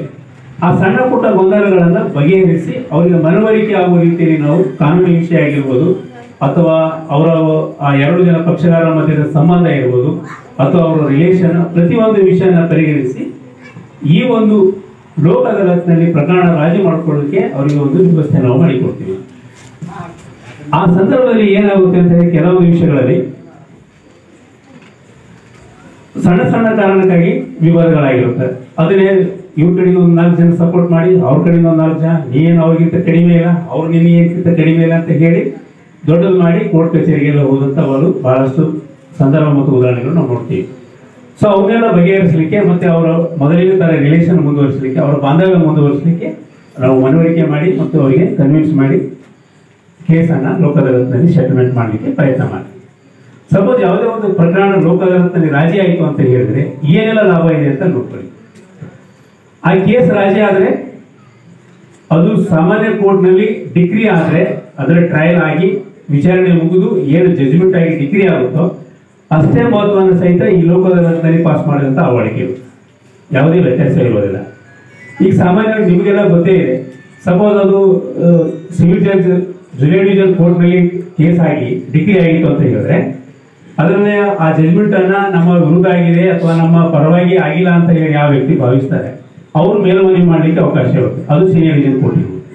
ಸಪೋಸ್ ಅಲ್ಲಿನೂ ಜಜ್ಮೆಂಟ್ ಆಗಿದೆ, ಅಲ್ಲಿ ಜಜ್ಮೆಂಟ್ ಆದಮೇಲೆ ಮತ್ತೆ ಪುನಃ ಅದರ ವಿರುದ್ಧ ಮೇಲ್ಮನವಿ ಮಾಡಲಿಕ್ಕೆ ಮತ್ತೆ ಉಚ್ಚ ನ್ಯಾಯಾಲಯಕ್ಕೆ ಹೋಗ್ಬೋದು. ಸಪೋಸ್ ಅಲ್ಲಿ ಜಜ್ಮೆಂಟ್ ಆಗಿ ಅದನ್ನು ನಮ್ಮ ವಿರುದ್ಧ ಆಗಿದೆ, ನನ್ನ ಪರವಾಗಿ ಆಗಿಲ್ಲ ಅಂತ ಯಾರಾದರೂ ಪಕ್ಷಗಾರ ಅನ್ಕೊಂಡಿದ್ರೆ ಅವರು ಮತ್ತೆ ಮುಂದೆ ಮಾನ್ಯ ಸರ್ವೋಚ್ಚ ನ್ಯಾಯಾಲಯದ ಮುಂದೆ ಅಪೀಲ್ ಮಾಡಲಿಕ್ಕೆ ಒಂದು ಅವಕಾಶ ಇರುತ್ತೆ. ಆದರೆ ಲೋಕ ಅದಾಲತ್ನಲ್ಲಿ ಒಂದು ಡಿಗ್ರಿ ಆಯಿತು ಅಂತ ಹೇಳಿದ್ರೆ ಅಥವಾ ಅವಾರ್ಡ್ ಪಾಸ್ ಆಯಿತು ಅಂತ ಹೇಳಿದ್ರೆ ಅದರ ಮೇಲೆ ಮೇಲ್ಮನವಿ ಮಾಡಲಿಕ್ಕೆ ಅವಕಾಶ ಇರೋದಿಲ್ಲ ಅಂತ ಹೇಳಿದ್ರೆ ಅದು ಅಲ್ಲಿಗೆ ಎಂಡಾಗುತ್ತೆ. ಅಂದ್ರೆ ನೋಡಿ, ಒಂದು ಕೇಸ್ ಇಲ್ಲಿ ಸ್ಟಾರ್ಟ್ ಆಗಿ ನೀವು ಮೆರಿಟ್ ಮೇಲೆ ಆರ್ಡರ್ ತಗೋಬೇಕು ಅಂತ ಹೇಳಿದ್ರೆ ಬಹಳಷ್ಟು ವರ್ಷಗಳಿಗೆ ಸಮಯ ತಗೊಳುತ್ತೆ. ಅದು ಲೋಕ ಅದಾಲತ್ನಲ್ಲಿ ಆಗೋದಿಲ್ಲ. ಅಂತಿಮ ಆದೇಶ ಇಲ್ಲೇ ಬಂದ್ಬಿಡುತ್ತೆ ನಿಮಗೆ. ಅದಕ್ಕೆ ನೀವು ಅಪೀಲ್ ಮಾಡಲಿಕ್ಕೆ ಅವಕಾಶ ಇರೋದಿಲ್ಲ ಮತ್ತು ಶೀಘ್ರವಾಗಿ ಆಗುತ್ತೆ, ಕಡಿಮೆ ಖರ್ಚಿನಲ್ಲಿ ಆಗುತ್ತೆ. ಪಕ್ಷಗಾರರು ನೇರವಾಗಿ ಆ ಒಂದು ರಾಜಿ ಪ್ರಕ್ರಿಯೆಯಲ್ಲಿ ಭಾಗವಹಿಸಬಹುದು ಅಥವಾ ಅವರು ವಕೀಲರ ಮೂಲಕ ಭಾಗವಹಿಸಬಹುದು. 2 ಕೇಸು ಸಹಿತ ಅವರು ಮಾಡಬಹುದು. ಅದನ್ನು ಹೊರತುಪಡಿಸಿ ಸಪೋಸ್ ಯಾವುದಾದ್ರೂ ಕೇಸಲ್ಲಿ ಕೋರ್ಟ್ ಫೀ ಕೊಟ್ಟಿದ್ರು ಅಂತ ಇಟ್ಕೊಳ್ಳಿ, 1000, 10,000, 20,000 ಆ ಕೇಸಿಗೆ ಅನುಗುಣವಾಗಿ ಕೋರ್ಟ್ ಫೀಸ್ ಕಟ್ಟಿದ್ರು ಅಂತ ಹೇಳಿದ್ರೆ ಆ ಕೇಸ್ ಏನಾದರೂ ಲೋಕ ಅದಾಲತ್ನಲ್ಲಿ ಮುಕ್ತಾಯ ಆದರೆ ರಾಜಿ ಸಂಧಾನದ ಮೂಲಕ ಬಗೆಹರಿದ್ರೆ ಆ ಕೋರ್ಟ್ ಫೀ ಕೊಟ್ಟದ 100% ನೀವು ಎಷ್ಟು ಕೋರ್ಟ್ ಫೀ ಕೊಟ್ಟಿರ್ತೀರಿ ಯಾವುದೇ ಪಕ್ಷಗಾರರು ಅಷ್ಟನ್ನು ವಾಪಸ್ ಕೊಡಲಿಕ್ಕೆ ವ್ಯವಸ್ಥೆ ಇದೆ. ಸೊ ಪ್ರತಿಯೊಂದು ಹಂತದಲ್ಲಿ ಸಹಿತ ಲೋಕ ಅದಾಲತ್ನಿಂದ ನಮಗೆ ಲಾಭನೇ ಇದೆ ಹೊರತು ಯಾವುದೇ ನಷ್ಟ ಆಗುವುದಿಲ್ಲ. ಸೊ ಅದಕ್ಕಾಗಿ ಆ ಒಂದು ಲೋಕ ಅದಾಲತಿನ ಲಾಭ ಎಲ್ಲರೂ ಪಡ್ಕೊಳ್ಬೇಕು ಅನ್ನುವಂಥ ತಿಳಿಸೋದೇ ಈ ನಮ್ಮ ಕಾನೂನು ಸೇವೆಗಳ ಪ್ರಾಧಿಕಾರದ ಧ್ಯೇಯ ಉದ್ದೇಶ ಇದೆ. ಅದನ್ನು ನಾವು ಪ್ರತಿ ಸಂದರ್ಭದಲ್ಲಿ ಕಾರ್ಯಕ್ರಮ ಮಾಡಿದಲ್ಲಿ ಅದನ್ನು ಹೇಳ್ತೇವೆ ಮತ್ತು ಅದಕ್ಕೆ ಒಂದು ಪಾಂಪ್ಲೆಟ್ ಸಹಿತ ನಾವು ರೆಡಿ ಮಾಡಿಕೊಂಡು ಹಂಚ್ತಾ ಇದ್ದೀವಿ. ಬಹುಶಃ ತಮಗೆ ಸಿಕ್ಕಿದೆ ಅಂತ ನಾನು ಅನ್ಕೊಂಡಿದ್ದೀನಿ. ಅದರ ಜೊತೆಗೆ ಇನ್ನೂ ಒಂದು ಏನು ಮಾಡ್ತೀವಿ ಅಂತ ಹೇಳಿದ್ರೆ PLC ಕೇಸ್ ಅಂತ ಮಾಡ್ತೀವಿ, ಪ್ರೀ ಲಿಟಿಗೇಷನ್ ಕೇಸಸ್. ಸಣ್ಣ ಪುಟ್ಟ ಕೇಸ್ಗಳು ಏನಾಗುತ್ತೆ, ಕೋರ್ಟ್ನಲ್ಲಿ ಹೋಗ್ಬೇಕು ಮತ್ತೆ ಪರ ವಕೀಲರೇ ನೇಮಕ ಮಾಡ್ಕೊಳ್ಬೇಕು, ಅದೆಲ್ಲ ಸಮಸ್ಯೆ. ಅದ್ರ ಬದಲಾಗಿ PLC ಕೇಸ್ ಅಂತ ನಮ್ಮ DLSಗೆ ಬಂದರೆ ಅದನ್ನು ಸಹಿತ ಬೇರೆ ಕೇಸ್ಗಳ ತರಾನೇ ನಡೀತಾ ಇರ್ತದೆ. ಅದೇ ನೆಮ್ಮೆ ಆಗಿಲ್ಲ. ಸಪೋಸ್ ಈಗ ಒಬ್ರು ಯಾರೋ ಕೈಗಳ ಸಾಲ ತಗೊಂಡಿರ್ತಾರೆ, ಒಂದು 20,000 ಅಥವಾ ಒಂದು 50,000 ಏನೋ ಸ್ನೇಹಿತರು ಇರ್ತಾರೆ, ಒಬ್ರಿಗೊಬ್ರು ಸಂಬಂಧಿಕರು ಇರಬಹುದು. ಅವಾಗ ಏನ್ ಮಾಡ್ತಾರೆ ಅವರು 3 ತಿಂಗಳು 4 ತಿಂಗಳು ವಾಪಸ್ ಕೊಡ್ತೀನಿ ತಗೊಂಡಿರ್ತಾರೆ, ಕೊಟ್ಟಿರೋದಿಲ್ಲ. ಇವ್ರು ಕೇಳ್ತಾರೆ, ಕೊಡೋದಿಲ್ಲ. 2 ತಿಂಗಳು 3 ತಿಂಗಳು ಹಂಗೆ ಟೈಮ್ ಹೋಗ್ತಾರೆ. ಹೋದ್ಮೇಲೆ ಕೊನೆಗೆ ಏನಾಗುತ್ತೆ, ಇನ್ಯಾಕೋ ಕೊಡೋ ಕಾರಣಲ್ಲಿ ಏನ್ ಮಾಡಬೇಕು ಅಂತ ಹೇಳಿ ಕೆಲವೊಂದು ಜನ ಪೊಲೀಸ್ ಠಾಣೆಗೆ ಹೋಗ್ತೀರಿ, ಕೆಲವೊಂದು ಜನ ವಕೀಲರಿಗೆ ಹೋಗ್ತೀರಿ. ನಾನು ಹೇಳೋದು ಅವು ಎರಡಕ್ಕೂ ಹೋಗೋದಕ್ಕಿಂತ ನಮ್ಮ DLSಗೆ ಬಂದರೆ ನಾವು ಎದುರು ಪಕ್ಷಗಾರರನ್ನು ಕಳಿಸ್ತೀವಿ. ವಿಚಾರಣೆ ಮಾಡ್ತೀವಿ. ವಿಚಾರಣೆ ಮಾಡಿ ಆ ವ್ಯವಹಾರ, ಹಣಕಾಸಿನ ವ್ಯವಹಾರ ನಡೆದಿದ್ದು ಒಪ್ಪಿಕೊಂಡ್ರು ಅಂತ ಹೇಳಿದ್ರೆ ಇನ್ನೇನು ಉಳಿದಿದ್ದಲ್ಲಿ ಪೇಮೆಂಟ್ ಕೊಡೋದಕ್ಕೆ ಇರುತ್ತೆ. ಅವತ್ತೇ ಕೊಟ್ರೆ ಬಹಳ ಒಳ್ಳೆಯದು. ಇಲ್ಲ ಸಮಯಾವಕಾಶ ಬೇರೆ ಅವ್ರು ಬೇಡಿದ್ರು ಇವರು 1 ತಿಂಗಳು 2 ತಿಂಗಳು ಟೈಮ್ ಕೊಡ್ಲಿಕ್ಕೆ ರೆಡಿ ಇದ್ರು ಅಂತ ಹೇಳಿದ್ರೆ ಅದು ತಗೊಂಡು ಅದಕ್ಕೂ ಸಹಿತ ಒಂದು ಅವಾರ್ಡ್ ಮಾಡಿರ್ತೀವಿ. ಅದನ್ನು ಸಹಿತ ಎಕ್ಸಿಕ್ಯೂಷನ್ ತರ ಮುಂದೆ ಈ ಕೇಸ್ ಅವ್ರು ಕೊಡ್ಲಿಲ್ಲ ಅಂತ ಹೇಳಿದ್ರೆ ಅದನ್ನ PLC ಏನು ಅವಾರ್ಡ್ ಮಾಡ್ತೀವಿ ಅದನ್ನು ಸಹಿತ ಎಕ್ಸಿಕ್ಯೂಷನ್ಗೆ ಹಾಕಬಹುದು. ಅಂದ್ರೆ ಅದನ್ನು ಸಹಿತ same as it is degree ಇದ್ದಾಗೆ ಇರುತ್ತೆ. ಮತ್ತೆ ಅದನ್ನು ಹೊರತುಪಡಿಸಿ ನಾವು ಬಹಳಷ್ಟು ಕನ್ಸಿಲೇಷನ್ಗಳನ್ನ ಮಾಡ್ತೀವಿ. ಕನ್ಸಿಲೇಷನ್ಗಳು ಅಂತ ಹೇಳಿದ್ರೆ ಕ್ರಿಯೇಷನ್ ಗಂಡ ಹೆಂಡತಿ ವಿವಾದ ಇರಬಹುದು, ಸಣ್ಣ ಪುಟ್ಟ ಚೆಕ್ ಬಾಕ್ಸ್ ಕೇಸಿನ ಇರಬಹುದು, ಇಂಥವೆಲ್ಲ ಕನ್ಸಿಲೇಷನ್ ಒಂದು ಮಾಡಿ ಅದರ ಜೊತೆಗೆ ಮಧ್ಯಸ್ಥಿಕೆ ಅಂದರೆ ಮೀಡಿಯೇಷನ್ ವ್ಯವಹಾರ ಸಹಿತ ನಮ್ಮ ಜಿಲ್ಲಾ ಕಾನೂನು ಸೇವಾ ಪ್ರಾಧಿಕಾರ ವತಿಯಿಂದ ಮಾಡ್ತೀವಿ. ನಮ್ಮ ಅನಿಲ್ ಕುಮಾರ್ ಕಾಳಜಿ ಸರ್ ಅವರು ಸಹಿತ ನಮ್ಮಲ್ಲಿ ಒಬ್ಬರು ಟ್ರೈನ್ ಮೀಡಿಯೇಟರ್ ಇದ್ದಾರೆ. ಬಹಳಷ್ಟು ಕೇಸ್ಗಳಲ್ಲಿ ತುಂಬಾ ಒಳ್ಳೆಯ ರೀತಿಯಿಂದ ಒಂದು ಮೀಡಿಯೇಷನ್ ಅವರು ಮಾಡ್ತಾರೆ. ಅವರ ಸರ್ವಿಸ್ ನಮ್ಮ DLSಗೆ ಬಹಳಷ್ಟು ಸಂದರ್ಭದಲ್ಲಿ ಗೊತ್ತು ಮಾಡಿದ್ವಿ.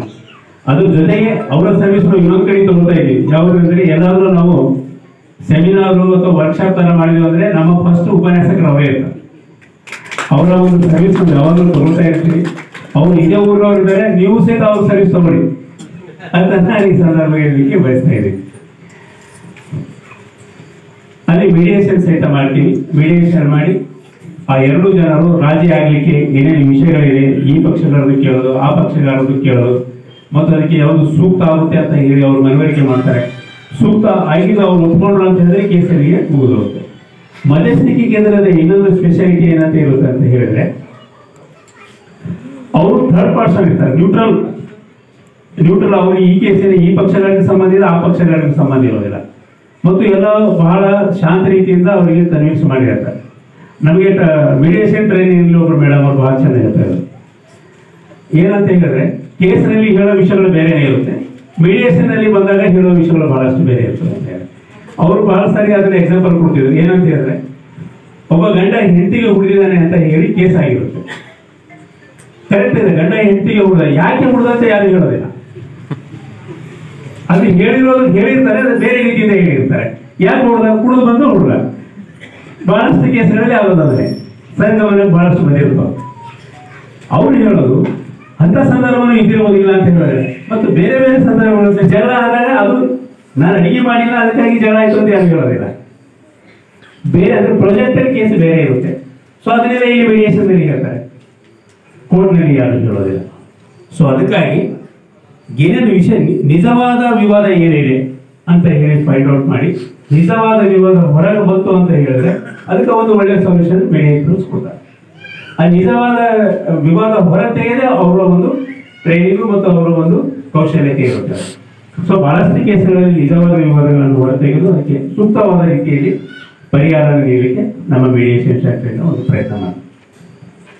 ಮತ್ತೆ ನಾವು ಇತ್ತೀಚೆಗೆ ಅನ್ನೋದಕ್ಕಿಂತ ಮೊದಲಿನಿಂದ ಸಹಿತ ವಿಕ್ಟಿಮ್ ಕಂಪೆನ್ಸೇಷನ್ ಅಂತ ಹೇಳಿ ನಮ್ಮ ಜಿಲ್ಲಾ ಕಾನೂನು ಸೇವಾ ಪ್ರಾಧಿಕಾರವನ್ನು ಒಂದು ವರ್ಕ್ ಮಾಡ್ತೀವಿ. ವಿಕ್ಟಿಮ್ ಕಂಪೆನ್ಸೇಷನ್ ಅಂತ ಹೇಳಿದ್ರೆ ಒಂದು ಯಾವುದೋ ಅಣ್ಣ ತಮ್ಮರು ಇಬ್ಬರು ಜಗಳ ಆಗ್ತಾ ಇರ್ತಾರೆ. ಯಾವುದೋ ಒಂದು ಸಣ್ಣ ವಿಷಯ ಇರ್ಬೋದು, ದೊಡ್ಡ ವಿಷಯನೇ ಇರ್ಬೋದು, ಯಾವ್ದು ವಿಷಯ ಯಾವುದಾದ್ರೂ ಇರಲಿ, ಜಗಳ ಆಡಿದ್ರೆ ಒಬ್ಬ ಯಾರಿಗೂ ತಮ್ಮನಿಗೆ ಜೋರಾಗಿ ಏಟು ಬಿತ್ತು, ತಮ್ಮ ಸತ್ತ ಹೋದ. ಮುಂದೆ ತಮ್ಮ ಸತ್ತ ಹೋದ, ಅಣ್ಣ ಜೈಲಿಗೆ ಹೋದ. ಈಗ ತಮ್ಮನ ಹೆಂಡತಿ ಮಕ್ಕಳನ್ನ ಯಾರು ನೋಡ್ಬೇಕು? ಹೆಂಡತಿ ಮಕ್ಕಳಿದ್ರೆ ಅವ್ರಿಗೆ ನೋಡ್ಬೇಕು ಒಬ್ರು, ಇಲ್ಲ ವಯಸ್ಸಾದ ತಂದೆ ತಾಯಿ ಇದ್ರೆ ಅವನಿಗೂ ನೋಡ್ಬೇಕು. ತಿಳ್ಕೊಂಡ್ರೆ ಆ ಮನೆಯಲ್ಲಿ ದುಡಿಯೋ ವ್ಯಕ್ತಿ ಅವನೇ ಒಬ್ಬ ಇಲ್ಲ, ಅವನಿಂದ ಆ ಮನೆ ನಡೀತಿತ್ತು ಅಂತ ಹೇಳಿದ್ರೆ ಅವಾಗ ಯಾರು ಕೊಡ್ಬೇಕು? ಸೊ ಇಂಥ ಎಲ್ಲ ಸಮಸ್ಯೆಗಳು ಇದ್ದಾಗ ಅವಾಗ ನಾವು ಏನ್ ಮಾಡ್ತೀವಿ ಅಂತ ಕೇಸಿನಲ್ಲಿ ವಿಕ್ಟಿಮ್ ಕಂಪೆನ್ಸೇಷನ್ ಅಂತ ಹೇಳಿ ಆ ಸತತ ವ್ಯಕ್ತಿಯ ಮನೆಯವರಿಗೆ, ಒಂದು ಹೆಂಡತಿ ಆಗಿರ್ಬೋದು, ಮಕ್ಕಳಾಗಿರ್ಬೋದು, ತಂದೆ ತಾಯಿ ಆಗಿರ್ಬೋದು, ಅವರಿಗೆ ನಾವು 3 ಲಕ್ಷದವರೆಗೆ ಕಂಪೆನ್ಸೇಷನ್ ಕೊಡ್ತೀವಿ. ಅದು ಕಂಪೆನ್ಸೇಷನ್ ಎಂಥ ಸಂದರ್ಭದಲ್ಲಿ ಕೊಡ್ತೀವಿ? ಈಗೆಲ್ಲ ಕೇಸ್ ಮಾಡುವಾಗೆಲ್ಲ ಬಹಳ ಹುರುಪಿನಿಂದ ಮಾಡ್ತಾರೆ. ಕೋರ್ಟ್ನಲ್ಲಿ ಬಂದ್ರೆ ಅಂತ ಯಾವ್ದು ಘಟನೆ ನೋಡಿಲ್ಲ, ನಾನು ಜಾಗದ ಮೇಲೆ ಇದ್ದಿದ್ರೆ ನನಗೆ ಗೊತ್ತೇ ಇಲ್ಲ ಏನಾಯ್ತು ಅಂತ ಹೇಳಿದ್ರೆ ಹಾಗೆಲ್ಲ ಹೇಳಿದ್ರೆ ನಾವು ಕೊಡೋದಿಲ್ಲ. ಏನ್ ಪೊಲೀಸರ ಮುಂದೆ ಕೇಸ್ ಮಾಡುವಾಗ ನೀವು ಹೇಳ್ತೀರಿ ಆ ವಿಷಯ ಕೋರ್ಟ್ನಲ್ಲಿ ಸಹಿತ ಹೇಳಬೇಕು, ಅಂದಾಗ ಮಾತ್ರ ಆಗುತ್ತೆ. ಈ ಸಪೋಸ್ ಈಗಪ್ಪ ಸತ್ತ ಆಮೇಲೆ ವಾಪಸ್ ಬರ್ತಾನ, ಪಾಪ ಇದ್ದ ಅಣ್ಣನಿಗೆ ಅವ್ರಿಗೆ ಯಾಕೆ ಜೈಲಾಗಿ ಇರ್ತೀರಿ ಅಂತ ಹೇಳಿ ಗೊತ್ತಾಗಿಲ್ಲ ನಮಗೆ ಅಂತ ಹೇಳಿದ್ರೆ ಅದೇನು ಮಾಡ್ತೀವಿ, ನಾವು ತಲೆ ಕೊಡೋದಿಲ್ಲ. ಈ ಸಪೋಸ್ ಕೆಲವೊಂದು ಬಹಳಷ್ಟು ರೇಪ್ ಕೇಸ್ಗಳಲ್ಲಿ ಸಹಿತ ನಾವು ವಿಕ್ಟಿಮ್ಗೆ ಕಂಪೆನ್ಸೇಷನ್ ಕೊಟ್ಟಿರ್ತೀವಿ. 2018ರಿಂದ ಈ ಕಡೆಗೆ ನಾಲ್ಸಾ ಸ್ಕೀಮ್ ಬಂದ ಮೇಲೆ ಈ ರೇಪ್ ವಿಕ್ಟಿಮ್ಸ್ಗಳಿಗೆ ಕಂಪೆನ್ಸೇಷನ್ ಅನ್ನ ಹೆಚ್ಚಿಗೆ ಮಾಡಿದ್ದಾರೆ. ಮೊದಲೆಲ್ಲ ಎಷ್ಟು 1.5 ಲಕ್ಷ ಇಟ್ಟಿತ್ತು. ಈಗ ಏನಾಗಿದೆ ಅಂತ ಹೇಳಿದ್ರೆ 4 ಲಕ್ಷದಿಂದ 7 ಲಕ್ಷವರೆಗೆ ನಾವು ವಿಕ್ಟಿಮ್ ಕಂಪೆನ್ಸೇಷನ್ ಆ ಹೆಣ್ಮಕ್ಳಿಗೆ ಕೊಡ್ತಿದ್ವಿ. ಮತ್ತು ಸೇಮ್ ಅದನ್ನೇ, ಇಲ್ಲ ನಾವು ಲವ್ ಮಾಡ್ಕೊಂಡಿವಿ, ಹೋಗಿವಿ, ಓಡಿ ಹೋಗಿವಿ, ಅಂಥದ್ದು ಯಾವ್ದು ಘಟನೆ ಆಗಿಲ್ಲ ಅಂತ ಹೇಳಿದ್ರೆ ಕೊಡೋದಿಲ್ಲ. ಆ ಪೊಲೀಸರ ಮುಂದೆ ಏನ್ ಕೇಸ್ ಪ್ರೊಜೆಕ್ಟ್ ಆಗಿರುತ್ತೋ ಅದೇ ಕೇಸನ್ನು ಕೋರ್ಟಲ್ಲಿ ಸಹಿತ ಹೇಳಿದ್ರೆ ಮಾತ್ರ ನಾವು ಕೊಟ್ಟಿರ್ತೀವಿ. ಸಪೋಸ್ ಕೆಲವು ಸಂದರ್ಭದಲ್ಲಿ ನಾವು ಇಂಟ್ರಿಮ್ ಕಂಪೆನ್ಸೇಷನ್ ಸಹಿತ ಕೊಟ್ಟಿರ್ತೀವಿ. ಇಂಟ್ರಿಮ್ ಕಂಪೆನ್ಸೇಷನ್ ನಾವು ಕೊಟ್ಟ ಮೇಲೆ ಪುನಃ ಅವರು ಯಾವುದೋ ಒಂದು ಕಾರಣಕ್ಕಾಗಿ ಕೋರ್ಟ್ನಲ್ಲಿ ಬಂದು ಘೋಷಣೆ ಆದ್ರು ಅಂತ ಹೇಳಿದ್ರೆ ನಾವು 15% ಬಡ್ಡಿ ಹಾಕಿ ಉಸುಲಿ ಮಾಡಿರ್ತೀವಿ. ನಮ್ಮ ದುಡ್ಡು ಯಾವುದು ಬಿಡೋದಿಲ್ಲ. ನಾವು ಬೇರೆ ಡಿಪಾರ್ಟ್ಮೆಂಟ್ ಅಂತಾರ, ನಮ್ಮ ಡಿಪಾರ್ಟ್ಮೆಂಟ್ ಇರೋದಿಲ್ಲ. ನಮ್ದು ಸ್ವಲ್ಪ ತಮಗೆಲ್ಲ ಗೊತ್ತಿದೆ, ಬೇರೆ ನಮ್ಮ ಲೆಕ್ಕಾಚಾರ ಬೇರೆ ಇರುತ್ತೆ. ನಾವು ಯಾರಿಗೆ ಪರಿಹಾರ ಸಿಗಬೇಕು ಅವರಿಗೆ 100% ಕೊಡ್ತೀವಿ, ಯಾರಿಗೆ ಸಿಗಬಹುದು ಅವರಿಗೆ 0% ಕೊಡೋದಿಲ್ಲ. ಯಾರು ಎಲಿಜಿಬಲ್ ಇದ್ರೆ ಅವ್ರಿಗೆ ಸಿಗುತ್ತೆ, ಯಾರು ಎಲಿಜಿಬಲ್ ಇಲ್ಲ ಅವ್ರಿಗೆ ಸಿಗುತ್ತೆ. ಅದರಲ್ಲಿ ಯಾರಿಗೂ ಬಸ್ ಸಿಗೋದಿಲ್ಲ ನಮ್ಮಲ್ಲಿ. ಸೊ ಆ ಒಂದು ಇರುತ್ತೆ. ಕೆಲವು ಸಂದರ್ಭದಲ್ಲಿ ಆಸಿಡ್ ಅಟ್ಯಾಕ್ ಕೇಸ್ಗಳಾಗಿದ್ರು ಅವರಿಗೂ ಸಹಿತ 5 ಲಕ್ಷದಿಂದ 7 ಲಕ್ಷವರೆಗೆ ಕೊಟ್ಟಿರ್ತೀವಿ. ಬಹಳಷ್ಟು ಆಸಿಡ್ ಪ್ರಕರಣಗಳು ನಮಗೆ ಗೊತ್ತಿದ್ದಂಗೆ ಮತ್ತು ಅವರು ಸೀನಿಯರ್ ಅಡ್ವೊಕೇಟ್ ಅದ ನಮ್ಮಕ್ಕಿಂತ ಚೆನ್ನಾಗಿ ಎಕ್ಸ್ಪೀರಿಯನ್ಸ್ ಇದೆ. ಆಸಿಡ್ ಅಟ್ಯಾಕ್ ಕೇಸ್ಗಳು ಎಲ್ಲಾದ್ರೂ ರಿಪೋರ್ಟ್ ಆಗಿದೆ ಅಂದ್ರೆ ಅದು ಹೆಣ್ಮಕ್ಳ ಮೇಲೆ ಮಾತ್ರ ಆಗಿದೆ. 99% ಅವರಿಗೆ. ಇನ್ನು 1% ಏನಾದರೂ ಕೇಸ್ಗಳು ಆಗಿದ್ರೆ ಅದು ಆಸ್ತಿ ಸಲಕ್ಕೆ ಏನಾದರೂ ಜಗಳ ಇತ್ತು ಅಂತ ಹೇಳಿದ್ರೆ ಮಾತ್ರ ಆಗಿರುತ್ತೆ, ಬಿಟ್ಟು ಬೇರೆ ಕಾರಣಕ್ಕಾಗಿ ಯಾವುದು ಆಗಿರೋದು. ಸೊ ಈಗ ಹೆಣ್ಮಕ್ಳ ಮೇಲೆ ಯಾಕೆ ಆಸಿಡ್ ಅಟ್ಯಾಕ್ ಆಗಿರ್ತಾವ ಅಂತ ಹೇಳಿ ಎಲ್ಲರಿಗೂ ಗೊತ್ತಿರುವಂತ ವಿಚಾರ, ಅದನ್ನು ಮತ್ತೆ ಹೇಳಿತ್ತು. ಸೊ ಈ ಆಸಿಡ್ ಅಟ್ಯಾಕ್ ಆದಂತ ವಿಕ್ಟಿಮ್ ಏನಿರುತ್ತಲ್ವ ಅವ್ರ ನೋವು ನನಗೆ ಕೇಳಿದ್ರೆ ಇವಾಗ ಅವರಿಗೆ ಏನಂತೀರು, ಒಬ್ಬ ವ್ಯಕ್ತಿ ಸಾಯ್ತಾ ಇದ್ರು ಅಷ್ಟು ನೋವು ಆಗ್ತಾ ಇದ್ರು ಗೊತ್ತಿಲ್ಲ, ಬಟ್ ಆ ಆಸಿಡ್ ಅಟ್ಯಾಕ್ ಕೇಸಲ್ಲಿ ಆದಂತ ವ್ಯಕ್ತಿಗಳಿಗೆ ಆಗುತ್ತೆ. ಅವರ ಮುಖ ವಿಕಾರ ಆಗುತ್ತೆ, ಮುಖ ಸುಟ್ಟು ಹೋಗುತ್ತೆ, ನೋಡಿದ್ರೆ ಅಂಜಿಕೆ ಬರೋದಿಲ್ಲ, ಅವ್ರ ಮುಖ ನೋಡಿದ್ರೆ ಭಯ ಬೀಳಬೇಕು. ಹಂಗಾದ್ರು ಕೆಲವೊಂದ್ಸಲ ಸಣ್ಣ ಪಾರ್ಟ್ಸ್ ಇತ್ತು, ಕಿವಿ ಕಿತ್ತೋಗಿರು, ಮೂಗು ಕಿತ್ತೋಗಿರು, ಏನೂ ಇರೋದಿಲ್ಲ. ಸೊ ಅದೊಂದು ಭಯಾನಕ ಒಂದು ವಾತಾವರಣ, ಭಯಾನಕ ಒಂದು ಪರಿಸ್ಥಿತಿ ಅದು. ಅಂತ ಸಂದರ್ಭದಲ್ಲಿ ಸಹಿತ ನಾವು ವಿಕ್ಟಿಮ್ಸ್ಗೆ 5ರಿಂದ 7 ಲಕ್ಷದವರೆಗೆ ನಾವು ಕಂಪೆನ್ಸೇಷನ್ ಅವರಿಗೆ ಕೊಟ್ಟಿರ್ತೀವಿ. ಬಹಳಷ್ಟು ಕೇಸ್ಗಳಲ್ಲಿ ನಾವು ಕಂಪೆನ್ಸೇಷನ್ ಕೊಟ್ಟಿರ್ತೀವಿ. ಆದರೆ ಮೇನ್ ಇರೋದು ಏನಂತ ಹೇಳಿದ್ರೆ ಆ ವ್ಯಕ್ತಿ ಏನು ಕೇಸ್ ಮಾಡುವಾಗ ಇದ್ರು ಅದು ನಿಜವಾದ ಕೇಸ್ ಆಗಿರಬೇಕು. ಮತ್ತೆ ಏನಂತಾರೆ ಅದಕ್ಕೆ, ಆ ಕೇಸನ್ನ ಪೊಲೀಸರ ಮುಂದೆ ಯಾವ ರೀತಿ ಪ್ರೊಜೆಕ್ಟ್ ಮಾಡಿರ್ತಾರೋ ಅದೇ ರೀತಿ ಕೋರ್ಟಲ್ಲಿ ಸಹಿತ ಬಂದಿರಬೇಕು. ಇಲ್ಲಾಂದ್ರೆ ಕೆಲವೊಂದು ಸಲ ಮತ್ತೆ ಕಂಪೆನ್ಸೇಷನ್ ಸಿಗ್ತದೆ ಅಂತ ಹೇಳಿ ಸುಳ್ಳು ಕೇಸಲ್ಲಿ ಹಾಕಿದ್ರೆ ಅದು ಆಗೋದಿಲ್ಲ. ನಾವು ನಿನ್ನೆ ಪೇಪರ್ನಲ್ಲಿ ಓದ್ತಾ ಇದ್ದೀವಿ, ಆ ಸಾಮೂಹಿಕ ವಿವಾಹದಲ್ಲಿ ಮದುವೆ ಮಾಡ್ಕೊಂಡ್ರೆ ಫೈನಾನ್ಷಿಯಲ್ ಅಸಿಸ್ಟೆನ್ಸ್ ಸಿಗ್ತದ ಅಂತ ಹೇಳಿ ಒಬ್ಬ ಮನುಷ್ಯ ಅವನ ಹೆಂಡತಿಯ ತಂಗಿಯ ಜೊತೆ ಮದುವೆ ಆಗಿರುತ್ತೆ, ಹೆಂಡತಿನೂ ಅಲ್ಲೇ ಅದ. ಸೊ ಅಂತ ನಮ್ಮಲ್ಲಿ ಆಗಬಾರ್ದು. ಅದು ಏನಾಗುತ್ತೆ, ನಿಜವಾದ ಅರ್ಹ ಫಲಾನುಭವಿಗಳಿಗೆ ಆ ಯೋಜನೆಯ ಲಾಭ ಸಿಗಬೇಕು ಅಂತ ಅದು ನಾವು ಕೆಲಸ ಮಾಡಿರ್ತೀವಿ.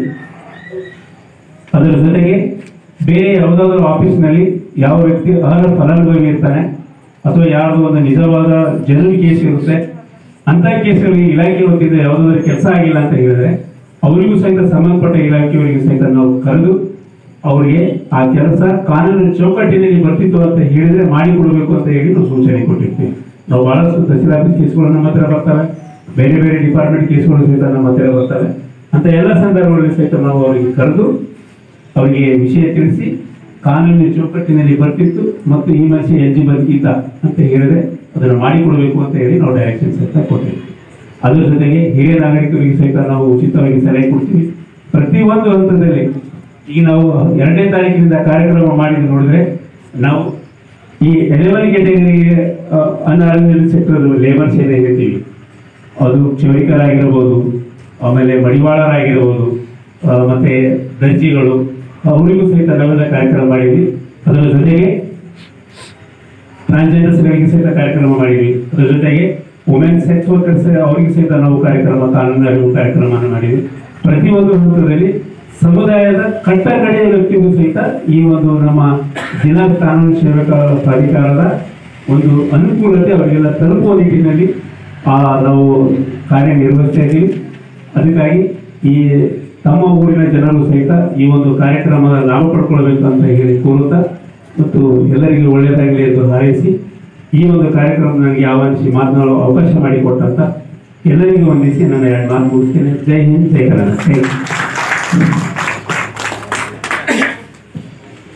ಪರವಾಗಿ ಅದರ ಸದಸ್ಯ ಕಾರ್ಯದರ್ಶಿಗಳಾದಂತಹ ಶ್ರೀಯುತ ಸಿದ್ದರಾಮ್ ಟಿಪೆ ಸರ್ ಅವರು ಉಚಿತ ಕಾನೂನಿನ ನೆರವು ಹಿರಿಯ ನಾಗರಿಕರಿಗೆ ಮಧ್ಯಸ್ಥಿಕೆ ಜೊತೆಗೆ ಇನ್ನಿತರ ಮಾಹಿತಿಗಳನ್ನು ಒದಗಿಸಿದ್ದಾರೆ.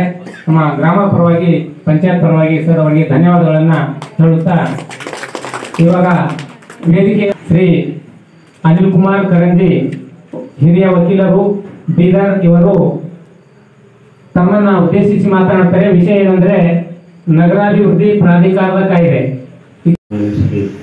ಕಾಡ್ಲೂರು ಸತ್ಯನಾರಾಯಣ ಆಚಾರ್ಯವರೇ, ಅದೇ ರೀತಿಯಾಗಿ ವೇದಿಕೆಯ ಮೇಲೆ ಆಶೀರ್ವಾದವಂತ ಸನ್ಮಾನ್ಯ ಶ್ರೀ ಟಿ.ಪಿ. ಸಿದ್ದರಾಮ್ ಸಾಹೇಬ್ರೆ, ಪ್ರಧಾನ ಸಿವಿಲ್ ನ್ಯಾಯಾಧೀಶರಾದಂಥ ಸನ್ಮಾನ್ಯ ಶ್ರೀ ಈಶ್ವರ ಮುಸಲ್ಮಾನಿ ಸಾಹೇಬ್ರೆ, ಅದೇ ರೀತಿಯಾಗಿ ನಮ್ಮ ಗ್ರಾಮ ಪಂಚಾಯತ್ ಅಧ್ಯಕ್ಷರೇ, ಪಿ.ಡಿ.ಒ ಅವರೇ, ವಕೀಲರಾದ ರಾಜೋದೀನ್ ಅವರೇ, ಉಪಾಧ್ಯಕ್ಷರೇ ಪಿ.ಡಿ.ಒ ಶ್ರೀಧರ್ ಅವರೇ, RIJB ಅವರೇ, ಇನ್ನುಳಿದ ಗ್ರಾಮ ಪಂಚಾಯತ್ ಎಲ್ಲ ಸನ್ಮಾನ್ಯ ಸದಸ್ಯರೇ ಹಾಗೂ ಗ್ರಾಮಸ್ಥರೇ, ಈಗಾಗಲೇ ಸನ್ಮಾನ್ಯ ನ್ಯಾಯಾಧೀಶರು ಇಡೀ ಈ ಕಾನೂನು ನೆರವು ಯಾವ ರೀತಿಯಾಗಿ ತಮಗೆ ಈ ಒಂದು ಹಳ್ಳಿ ಜನರಿಗೆ ಸಿಗ್ತದೆ ಅನ್ನೋ ಬಗ್ಗೆ ವಿಸ್ತಾರವಾಗಿ ಎಲ್ಲ ಹೇಳಿದ್ದಾರೆ. ನಾನು ಸಂಕ್ಷಿಪ್ತವಾಗಿ ಶಾರ್ಟಾಗಿ ನಗರಾಭಿವೃದ್ಧಿ ಪ್ರಾಧಿಕಾರ ಕಾಯ್ದೆ ಬಗ್ಗೆ ಹೇಳ್ತೀನಿ. ನಗರಾಭಿವೃದ್ಧಿ ಪ್ರಾಧಿಕಾರದ ಮುಖ್ಯ ಉದ್ದೇಶ ಇಷ್ಟೇ: ನಗರಗಳನ್ನು ಅಚ್ಚುಕಟ್ಟಾಗಿ ವ್ಯವಸ್ಥಿತವಾಗಿ ಅಭಿವೃದ್ಧಿಪಡಿಸುವುದು. ಯಾಕೆಂದರೆ ಇಂದಿನ ದಿನಗಳಲ್ಲಿ ಬೆಳೆಯುತ್ತಿರುವ ಜನಸಂಖ್ಯೆ ಹಾಗೂ ನಗರಗಳು ಕೂಡ ಅಷ್ಟೇ ವೇಗಗತಿಯಲ್ಲಿ ಬೆಳೀತಾ ಇವೆ, ಹಳ್ಳಿಗಳು ಕೂಡ ಅದೇ ಮಟ್ಟದಲ್ಲಿ ಬೆಳೀತಾ ಇವೆ. ಇಂದಿನ ಒಂದು ದಿನಕ್ಕನುಗುಣವಾಗಿ ಬೇಡಿಕೆಗಳ ಅನುಗುಣವಾಗಿ ಎಲ್ಲ ನಮ್ಮ ಒಂದು ಕುಟುಂಬಗಳು ಕೂಡ ವಿಘಟನೆ ಆಗಿ ಒಂದು ಮನೆಯಾಗ 4 ಜನ ಅಣ್ಣ ತಮ್ಮರು ಇದ್ದರೆ ಅವು 4 ಮನೆ ಆಗಿಬಿಡ್ತಾವೆ. ಈ ರೀತಿಯಾಗಿ ಜನಸಂಖ್ಯೆ ಏನು ಜಾಸ್ತಿ ಆಗ್ತಾ ಹೋದಾಗ ಅದೇ ಹಳೆಯ ಮನ್ಯಾಗ ಒಂದು ಮನ್ಯಾಗ 4 ಜನ 5 ಜನ ಇರ್ಲಿಕ್ಕೆ ಆಗಲ್ಲ. ಇದರಿಂದ ಇಂದಿನ ದಿನದಲ್ಲಿ ನಗರಾಭಿವೃದ್ಧಿ ಪ್ರಾಧಿಕಾರ ಒಂದು ತನ್ನ ನಗರ ಸಭೆಯ ವ್ಯಾಪ್ತಿಯಲ್ಲಿ ಯಾವ್ಯಾವ ಕ್ಷೇತ್ರಗಳಲ್ಲಿ ಎಂಥ ಅಭಿವೃದ್ಧಿ ಮಾಡಬೇಕು, ಎಷ್ಟು ಮಟ್ಟಿಗೆ ಈ ರಸ್ತೆಗಳಿರಬೇಕು, ವಿದ್ಯುತ್ ವ್ಯವಸ್ಥೆ, ಕಾಲುವೆ ವ್ಯವಸ್ಥೆ, ವಿಶೇಷವಾಗಿ ನೀರಿನ ವ್ಯವಸ್ಥೆ, ಇವೆಲ್ಲ ವ್ಯವಸ್ಥೆಯನ್ನು ಒಳಗೊಂಡಂತಹ ಒಂದು ನಗರ ಸುವ್ಯವಸ್ಥಿತವಾಗಿ ಕಟ್ಟುವುದು ಈ ನಗರಾಭಿವೃದ್ಧಿ ಪ್ರಾಧಿಕಾರದ ಒಂದು ಮುಖ್ಯವಾದ ಉದ್ದೇಶ. ಸುಮ್ಮನೆ ಬೇಕಾಬಿಟ್ಟು ನಾಯಿ ಕೊಡೆಗಳಂತೆ ನಾವು ನೋಡ್ತಾ ಇದ್ದೇವೆ. ಎಲ್ಲಾದರೂ ಸ್ವಲ್ಪ ರೋಡಿಗೆ ಅವ್ರ ಜಮೀನು ಇತ್ತು ಅಂದರೆ ಈಗ ಸುಗುಳಿ ತಗೊಂಡು ಪ್ಲಾಟ್ ಹಾಕೋದು ಮಾರಾಕೋದು ಇತ್ತೀಚೆಗೆ ನಡೀತಾ ಇದೆ. ನಾವೆಲ್ಲ ಭಾಳಷ್ಟು ನೋಡ್ತಾ ಇದ್ದೇವೆ. ಆದರೆ ಸ್ನೇಹಿತರೆ, ನಿಮ್ಗೆ ಹೇಳ್ತೀನಿ, ಯಾವುದೇ ಒಂದು ಉದ್ದೇಶ ಇಟ್ಕೊಂಡು ಈಗ ಪ್ರೈವೇಟ್ ಅಂದರೆ ಖಾಸಗಿ ಜನರು, ವಿಶೇಷವಾಗಿ ರಿಯಲ್ ಎಸ್ಟೇಟ್ ಜನರು ಈ ಖಾಸಗಿ ಲೇಔಟ್ಗಳನ್ನು ಮಾಡ್ತಾ ಇದ್ದಾರೆ. ಆ ಲೇಔಟ್ಗಳಿಗೆ ಯಾವುದೇ ಕಿಮ್ಮತ್ತು ಇರೋದಿಲ್ಲ. ಅದಕ್ಕೆ ನೀವು ಮಾರಾಟ ಮಾಡ್ಲಿಕ್ಕೆ ಬರೋದಿಲ್ಲ, ನೀವು ರಿಜಿಸ್ಟ್ರೇಷನ್ ಮಾಡ್ಲಿಕ್ಕೆ ಬರಲ್ಲ, ಅದೊಂದು ಫೇರ್ಫಾರ್ ಅಂದರೆ ಮ್ಯೂಟೇಷನ್ ಆಗಲ್ಲ, ಏನೂ ಆಗಲ್ಲ. ಒಂದು ಜಮೀನು ಅಭಿವೃದ್ಧಿ ಪಡಿಸಬೇಕಾದ್ರೆ ನೀವು ನಗರಾಭಿವೃದ್ಧಿ ಪ್ರಾಧಿಕಾರಕ್ಕೆ ಅರ್ಜಿ ಸಲ್ಲಿಸಿ ಅನುಮೋದನೆ ಪಡಿಬೇಕು. ಜಿಲ್ಲಾಧಿಕಾರಿಯವರು ಈ ಕೃಷಿ ಜಮೀನನ್ನ ಅದೇನು ಮಾಡ್ತಾರೆ, ಕೃಷಿ ಇಲ್ಲದಂತ ಜಮೀನು, ನಾನ್ ಅಗ್ರಿಕಲ್ಚರ್, ಕೃಷಿ ವಲ್ಲದ ಜಮೀನು ಅಂತ ಹೇಳಿ ಕೃಷಿಯೇತರ ಅಂದ್ರೆ ವಾಣಿಜ್ಯ ಉದ್ದೇಶ, ವಸತಿ ಉದ್ದೇಶಕ್ಕಾಗಿ ಅದನ್ನು ಮಾರ್ಪಾಡು ಮಾಡಬೇಕು. ಈಗ ನಾವು ಎಲ್ಲಾದರೂ ಸುಮ್ಮನೆ ಹೋಗಿ ಹೊಲದಲ್ಲಿ ಮನೆ ಕಟ್ಟಿದೇವು ಅಂದ್ರೆ ಅದಕ್ಕೆ ಮನೆ ಇರೋದಿಲ್ಲ. ನಗರಾಭಿವೃದ್ಧಿ ಪ್ರಾಧಿಕಾರದ ಉದ್ದೇಶ ಇಷ್ಟೇ: ಎಲ್ಲಿ ಯಾರು ಹೊಸ ಜನರು ಲೇಔಟ್ ಮಾಡ್ತಾರೋ ಆ ಲೇಔಟ್ಗಳಿಗೆ ಸುಸಜ್ಜಿತವಾದಂತಹ ಒಂದು ರಸ್ತೆ ವ್ಯವಸ್ಥೆ ಇರಬೇಕು, ಕುಡಿಯುವ ನೀರಿನ ಸೌಲಭ್ಯ ಇರಬೇಕು, ಡ್ರೈನೇಜ್ ವ್ಯವಸ್ಥೆ ಇರಬೇಕು, ವಿದ್ಯುತ್ ವ್ಯವಸ್ಥೆ ಇರಬೇಕು. ಅದು ಅಲ್ಲದೆ ಈ ನಾಗರಿಕರ ಮೂಲ ಸೌಕರ್ಯಗಳು ಅಲ್ಲದೆ ಈ ವಿಶೇಷವಾಗಿ ಈ ಉದ್ಯಾನವನ ಪಾರ್ಕಿಗಾಗಿ ಜಾಗ ಬಿಟ್ಟಿರಬೇಕು. ಸಿವಿಕ್ ಎಮ್ಯುನಿಟೀಸ್, ಈ ನಾಗರಿಕರ ವಿವಿಧ ಸೌಲಭ್ಯಗಳಿಗೋಸ್ಕರ ನಾವು ಒಂದಿಷ್ಟು ಜಾಗ ಬಿಡಬೇಕಾಗ್ತದೆ. ಹೀಗಾಗಿ ಇತ್ತೀಚೆಗೆ ಜನರು ಏನು ಮಾಡ್ತಾ ಇದ್ದಾರೆ, ಸುಮ್ಮನೆ ಪ್ರೈವೇಟ್ ಲ್ಯಾಂಡ್ನಲ್ಲಿ ಏನೋ ಒಂದು ಮಾರ್ಕೌಟ್ ಹಾಕೋದು, ಸಿಕ್ಕಾಪಟ್ಟೆ ದುಡ್ಡಿಗೆ ಮಾರ್ತಾ ಇದ್ದಾರೆ. ದಯವಿಟ್ಟು ಅಂಥ ಪ್ಲಾಟ್ಗಳು ಯಾರು ತಗೊಳ್ಬಾರ್ದು. ಅದಕ್ಕೆ ಕಾನೂನಿನಲ್ಲಿ ಯಾವುದೇ ರೀತಿಯಾದಂಥ ಅವಕ್ಕೆ ವ್ಯಾಲಿಡ್ ಅಂತೇಳಿ ಹೇಳೋದಿಲ್ಲ, ಬೆಲೆ ಇರೋದಿಲ್ಲ ಅವಕ್ಕೆ. ಈಗೇನೋ ನಮ್ದು ಒಂದು ಸಮಯದಲ್ಲಿ ಈಗಿತ್ತು ಸಾಹೇಬ್ರೆ, ನಾನು ಅಧ್ಯಕ್ಷ ಇದ್ದಾಗ ನಾನು ಇದು ಮನೆ ತಗೊಂಡಿದ್ದೀನಿ ಅಂತೇಳಿ ಒಂದು 5 ರೂಪಾಯಿ ಸ್ಟ್ಯಾಂಪ್ ಮೇಲೆ ಒಂದು ಕೊಟ್ಟರೆ ಡಿಮ್ಯಾಂಡ್ ರಿಜಿಸ್ಟರ್ ಮೇಲೆ ಇರಿಸಿ ಅವ್ರಿಗೆ ಮಾಲಕ್ ಮಾಡಿರ್ತೀವಿ. ಅವಾಗ ಇವಾಗ ಪದ್ಧತಿ ಟೋಟಲ್ ಚೇಂಜ್ ಆಗ್ಯಾವ. ನಮ್ಮ ಶ್ರೀಧರ್ ಸರ್ PDO ಇತ್ತೀಚೆಗೆ ಎಲ್ಲ ಗಣಕೀಕೃತ ಕಂಪ್ಯೂಟರೈಸ್ ಎಲ್ಲ ವ್ಯವಸ್ಥೆ ಆಗಿಬಿಟ್ಟಿದೆ. ಮ್ಯಾನ್ಯುವಲ್ ಅಂತ ಕೈದಿಂದ ಬರೀತಕ್ಕಂಥವು ಯಾವುದೂ ಇಲ್ಲ, ಎಲ್ಲ ಕಂಪ್ಯೂಟರ್ದಿಂದ ಅವು ಪ್ರಿಂಟ್ಔಟ್ ಬರ್ತವೆ. ಅಂದರೆ ಅದು ಅಕ್ಸೆಸ್ಸೇ ಮಾಡಲ್ಲ, ಅದು ತಗೊಂಬೇವಲ್ಲ ನಾವು ಕೈದಿಂದ ಬರೆದು ಏನಾದರೂ ಮಾಡಿದ್ರೆ.